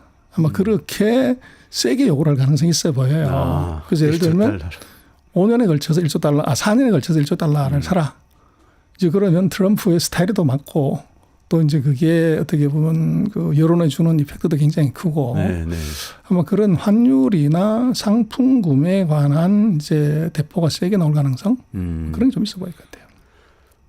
지금은 근데 아까 환율 얘기도 우리나라 환율 말씀 잠깐 여쭤봤습니다만 달러가 너무 강세라서 다들 두려워하고 있는데 오히려 달러를 약하게 만들고 위안화를 강하게 만들므로써 이 무역 적자를 해소하려고 할 것이다. 그러면은 이게 정책이 반대로 가는 거 아닙니까? 지금까지 하고는. 그래서 이제 트럼프 정책이 앞뒤가 안 맞는 게 뭐 대부분이에요. 그래서 뭐 수출 늘린다고 그러면 달러 약세로 가야 되고 또 미국의 어떤 내수나 금융을 위해서는 강세로 가는 게 맞죠. 달러 패권을 위해서는. 근데 지금 트럼프의 1순위는 무역 적자 줄인다는 거거든요. 네, 네. 근데 거기서 달러가 강세로 간다고 하는 것은 무역 적자가 줄 수가 구조적으로 없는 거죠. 그리고 또 이제 중국 같은 경우 또 약간 다른 것이 복수통화 바스켓 제도를 쓰기 때문에 중국은 환율을 그 어떻게 보면 조정할 수 있어요, 정부가. 네. 그래서 가중치를 이제 뭐 조정하거나 또는 중국은 이제 경기 대응 인수라는 변수를 그러니까 전일 종가에다가 복수통화 바스켓에 경기 대응 요소라고 하는 세 가지를 섞어서 환율을 만들어요. 그런데 경기 대응 요소는 뭐 중국의 중앙은행이 자기 마음대로 하는 거죠. 그래서 미국의 요구에 따라서 무역 수지 흑자니 뭐니 이것과 상관없이 절상을 시킬 수도 있고 절하를 시킬 수도 있다는 거죠. 그럼 우리나라 환율도 거기 영향을 받을까요? 그래서 우리하고는 뭐 환율보다는 오히려 우리는 상품의 수출 이제 여기에 더 영향을 받죠. 아. 그래서 미국하고 중국의 환율에 우리도 직접적인 충격보다는 오히려 그걸로 인한 파생적인 그 무역 구조의 변화나 이제 수출 수입의 증가 네네. 거기에 우리는 더 영향을 받을 것 같아요. 아, 미국에서 중국 제품을 덜 수입하게 되면 우리한테 기회가 생긴다 이런 그렇죠. 말씀이신가요? 뭐 그런 식의 예. 아, 그런 식으로 변화가 있을 수 있다. 중국은 어떻게 여기에 대해서 대응을 할까요? 반격 전략이라는 게 또 있을 것도 같은데. 뭐 당연히 있을 것 같은데요. 일단은 중국은 뭐 미국이 무역의 창으로 지금 찌르겠다고 하는데 중국은 당연히 이제 방패를 내는 것이 자원의 방패일 것 같아요. 네. 그래서 지금 뭐 예를 들어서 F-25 전투기에도 히토리 금속이 뭐 400kg 이상 들어간다고 얘기를 하는데 그 전 세계 히토리 금속의 그 시장 점유율로 보면 61%가 중국이에요. 아. 그리고 이제 미국의 그 핵심 광물, 뭐 반드시 필요한 광물들의 뭐 그 상당한 부분이 이제 중국한테서 의존을 하는 거죠. 네. 그러다 보니까 중국이 만약에 그걸 수출 안 했을 때 이제 문제가 되는 게 중국한테 50% 이상 의존하는 항목이 7개, 80% 이상 하는 항목이 8개나 돼요. 핵심 광물 중에서요. 그렇죠. 아. 그러다 보니까 이걸 이제 건드렸을 때 미국의 첨단 산업이나 방위 산업이 크게 충격을 받을 위험이 있죠. 아. 그래서 뭐 대표적인 것 중에 하나가 연구 자석 같은 겁니다. 그래서 자석 같은 경우는 뭐 전자제품에 거의 다 쓰이고 전기차에는 반드시 들어가는 건데 이 연구 자석 같은 경우는 중국이 거의 전 세계 시장의 93%를 차지하고 있어요. 단기적인 어떤 다른 대체지를 찾을 수가 없고요. 또 지금 전기차가 날리고 배터리가 날리지만 배터리에 들어가는 흑연 같은 경우 음극재는 뭐 가격이나 이런 것보다도 시장의 점유율을 보면 중국이 뭐 93%, 96%를 차지하고 있기 때문에 이걸 건드렸을 때 뭐 배터리 산업, 전기차 산업 이게 이제 흔들거릴 수가 있는 거죠. 그 지난번에 한번 나오셨을 때 또 말씀하셨던 게 중국에서 뭐 우리나라 기업들 다 나오고 그랬지만 사실 월마트, 애플, 테슬라 뭐 중국에서 다 하고 있다. 그 미중 갈등이라는 게 우리가 생각하는 그런 게 아니다. 그런 말씀도 해주셨는데 이런 상황도 좀 변수가 될 수 있나요? 그래서 이번에 재미난 사건 하나가 그 미국이 중국의 AI를 이제 뭐 굴게 하는 것 자체를 막으려고 HBM, 우리 하이닉스나 삼성전자가 하는 HBM을 중국으로 수출하는 걸 금지한다는 조치를 가장 최근에 발표를 했어요. 네. 근데 거기에 이제 중국의 대응이 뭐냐면 엔비디아를 제재를 했어요. 네. 엔비디아가 2020년인가 22년인가 어떤 회사를 하나를 M&A를 했는데 그 M&A의 승인 조건을 위반했다고 그래가지고 엔비디아에 이제 벌금을 때린 거죠. 그랬더니 그날 아마 엔비디아가 뭐 3%인가 5%인가 주가가 빠지는 일이 그런 날이 벌어졌고. 있었죠. 네. 근데 이제 그게 제가 볼 때는 뭐 엔비디아가 무슨 벌금 뭐 몇십억 불 내는 것 때문에 뭐 회사가 무너지 이런 건 전혀 아닌데 중국이 카드를 보여준 것 같아요. 아. 그래서 HBM을 제재했을 때 지금 엔비디아를 제재하면서 미국한테 우리도 칼이 있어 이런 느낌? 근데 그게 진짜 중요한 칼은 제가 볼 때 테슬라하고 애플일 것 같아요. 그래서 테슬라는 뭐 전 세계에서 제일 큰 전기차 공장을 상하이에서 돌리고 있고 95만 대 캐파를. 그렇죠. 네. 근데 이거를 만약에 제재했을 때 테슬라 주가 어떻게 될 거냐. 그리고 애플 같은 경우는 뭐 아이폰의 95%를 아직도 여전히 중국에서 만들고 있기 때문에 애플의 공장을 예를 들면 뭐 소방검사 좀 하자, 안전검사 좀 하자, 뭐 심지어 위성검사 좀 하자 그래가지고 이게 트집 잡아서 그 영업 정지시키면 어떻게 되냐. 그러면 이제 세계에서 시가총액 1등하는 회사 주가가 급락할 수 있는 리스크가 있죠. 그러네요. 그래서 제가 볼 때는 중국은 아마도 미국의 그런 그 기술적인 제재 또 관세 제재가 정말 세게 들어오면 그 중국에 진출한 미국 기업 이제 이걸 건드릴 가능성이 높고 그래서 거기에 이제 뭐 지금까지 돈을 아까 말씀하신 것처럼 잘 벌고 있는 회사지만 지금 트럼프하고 이제 중국의 3라운드 전쟁에서는 볼모가 3사람 있을 것 같아요. 아, 누구죠? 하나가 첫 번째 테슬라, 테슬라, 두 번째가 애플, 애플. 세 번째가 월마트. 월마트. 그렇죠. 아. 그래서 그 세 개가 지금 예를 들어서 애플하고 이제 테슬라는 중국에서 생산을 해야 되는 문제가 있고 월마트는 팔고 있는 물건의 60%가 원산지가 메이드 인 차이나예요. 그러네요. 그렇게 되면 이제 애플이 월마트가 중국으로부터 들어오는 품목들의 만약에 텍스가 60%가 더 붙는다 그러면 가격이 60% 올라가는 거죠. 그렇죠. 지금까지 뭐 에브리데이 로 프라이스로 그렇죠. 버텨온 거 성장한 게 월마트 아닙니까? 그렇죠. 그걸 지킬 수가 없게 되네요. 미국 내에서도. 그렇죠. 그렇게 되면 이제 월마트의 영업 또 이제 그런 정도 높은 가격을 감당 못한다고 하면 중국이 수출을 못하게 되면 월마트의 매장이 60%가 비게는 그런 불상사가 생기죠. 네. 그래서 아이러니하게도 하여간 그 세계적인 브랜드의 미국 기업들이 그 미중 전쟁의 볼모가 되는 불상사 뭐 그런 게 나타날 수도 있을 것 같아요. 그렇군요. 최근에는 그래서 그 일론 머스크가 사실은 이제 이번 트럼프 정부의 실력자가 될 걸로 다 예측을 하고 있는데 일론 머스크를 통해서 미중 관계에 어떤 전기가 마련되거나 또는 중국이 일론 머스크 활용해서 뭔가 풀어보지 않겠냐 이런 얘기도 있습니다. 어떻게 보세요? 그럴 수 있을 것 같아요. 그래서 과거에 보면 트럼프 때도 그렇고 바이든 때도 그렇고 정말 고위급이 하고 싶은 얘기는 메신저를 보냈거든요. 네. 그게 누구냐 하면 100세 대신 그 키신저 박사였어요. 트럼프 1기 때도 특사로 갔었고 2기 때도 이제 갔는데 문제는 키신저가 이제 사망을 한 거죠. 그래서 지금 미국의 지도자가 신뢰할 수 있고 중국의 지도자들도 이제 신뢰하거나 신뢰를 줄 수 있는 유일한 사람이 테슬라입니다. 그래서 테슬라는 지금 넘버 2인 리창 총리가 샹하이 당서기를 할 때 그때 샹하이에다가 그 전기차 공장을 졌어요. 아, 그렇군요. 그래서 이제 리창 총리하고는 이제 굉장히 밀접한 상관관계가 있고 또 그 사이 보면 뭐 미국의 CEO들이 시진핑을 만나기가 굉장히 드문 일인데 뭐 테슬라의 CEO는 시진핑을 이제 만났죠. 그러다 보니까 이 중국에서 하고 싶은 얘기 또 그리고 트럼프가 진짜 속으로 하고 싶은 얘기를 전달할 수 있는 메신저로서 아마 가장 유력한 사람이 일론 머스크 아닌가 싶어요. 아, 일론 머스크가 제2의 키신저가 될 수도 있겠다는 그렇죠. 조금 과장한다면 그렇죠. 그러네요.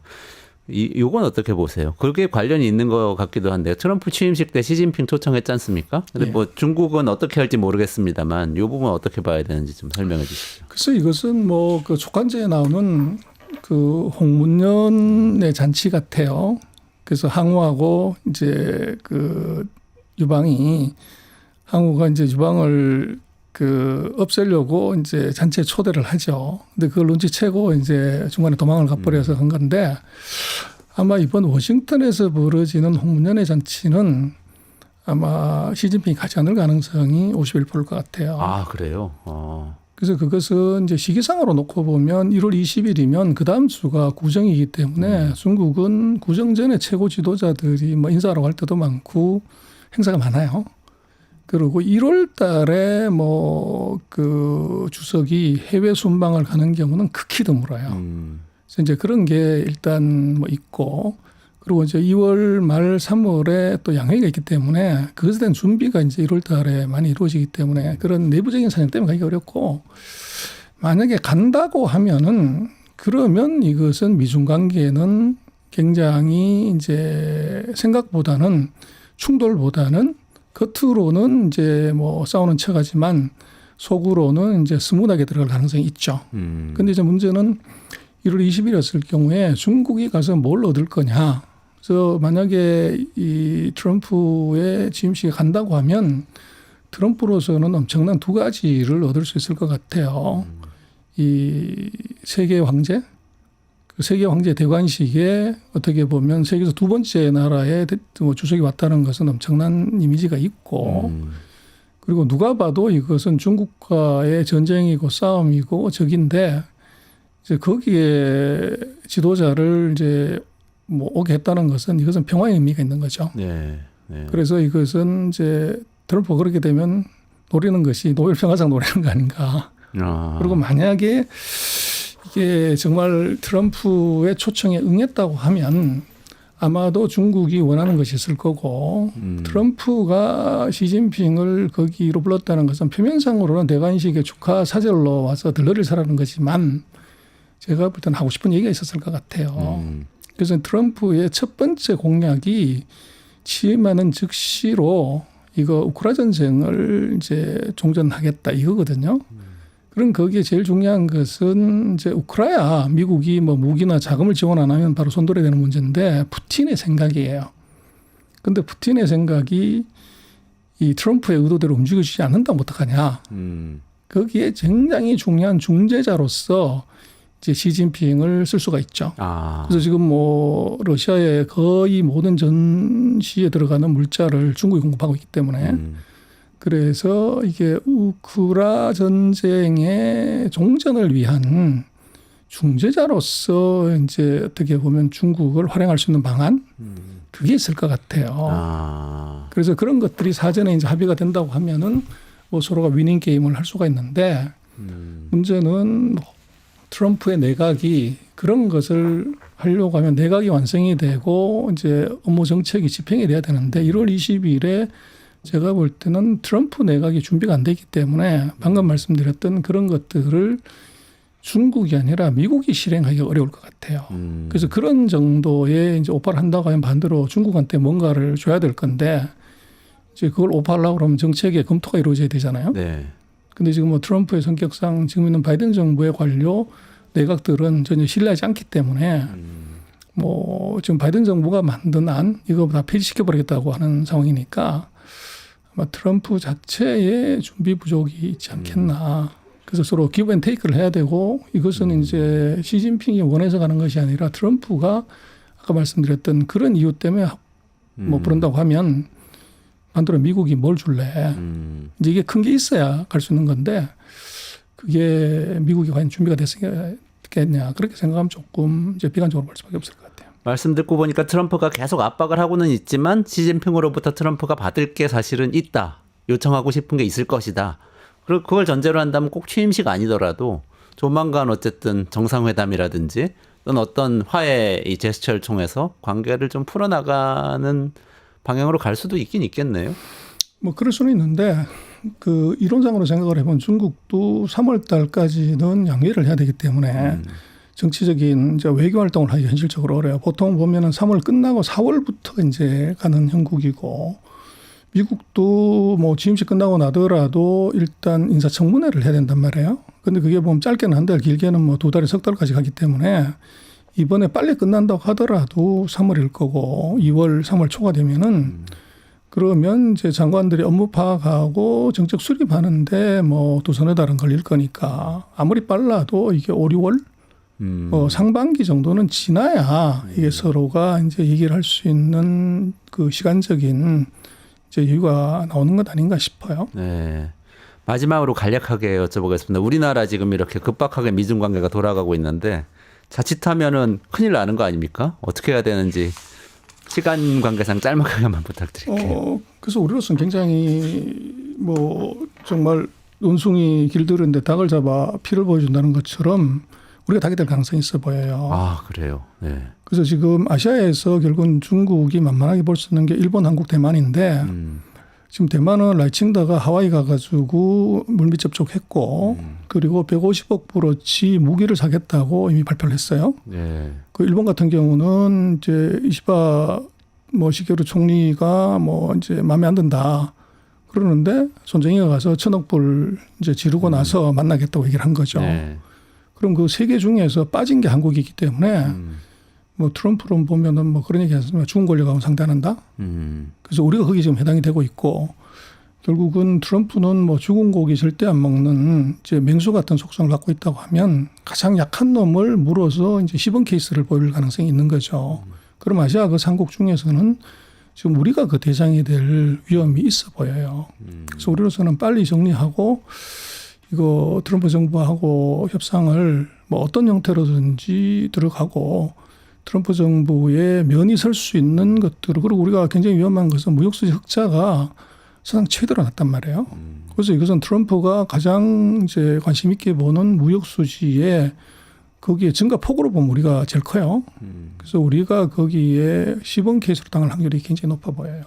아, 그래서 뭐 정말 두렵네요. 그렇죠. 그래서 우리는 문제하더니 무역수지 흑자 줄이려면 일단 석유를 중동에서 사는 것이 아니라 미국에서 사는 것도 중요할 것 같고 그리고 이제 뭐 좋은 것은 방산 물자를 빨리 사는 거죠.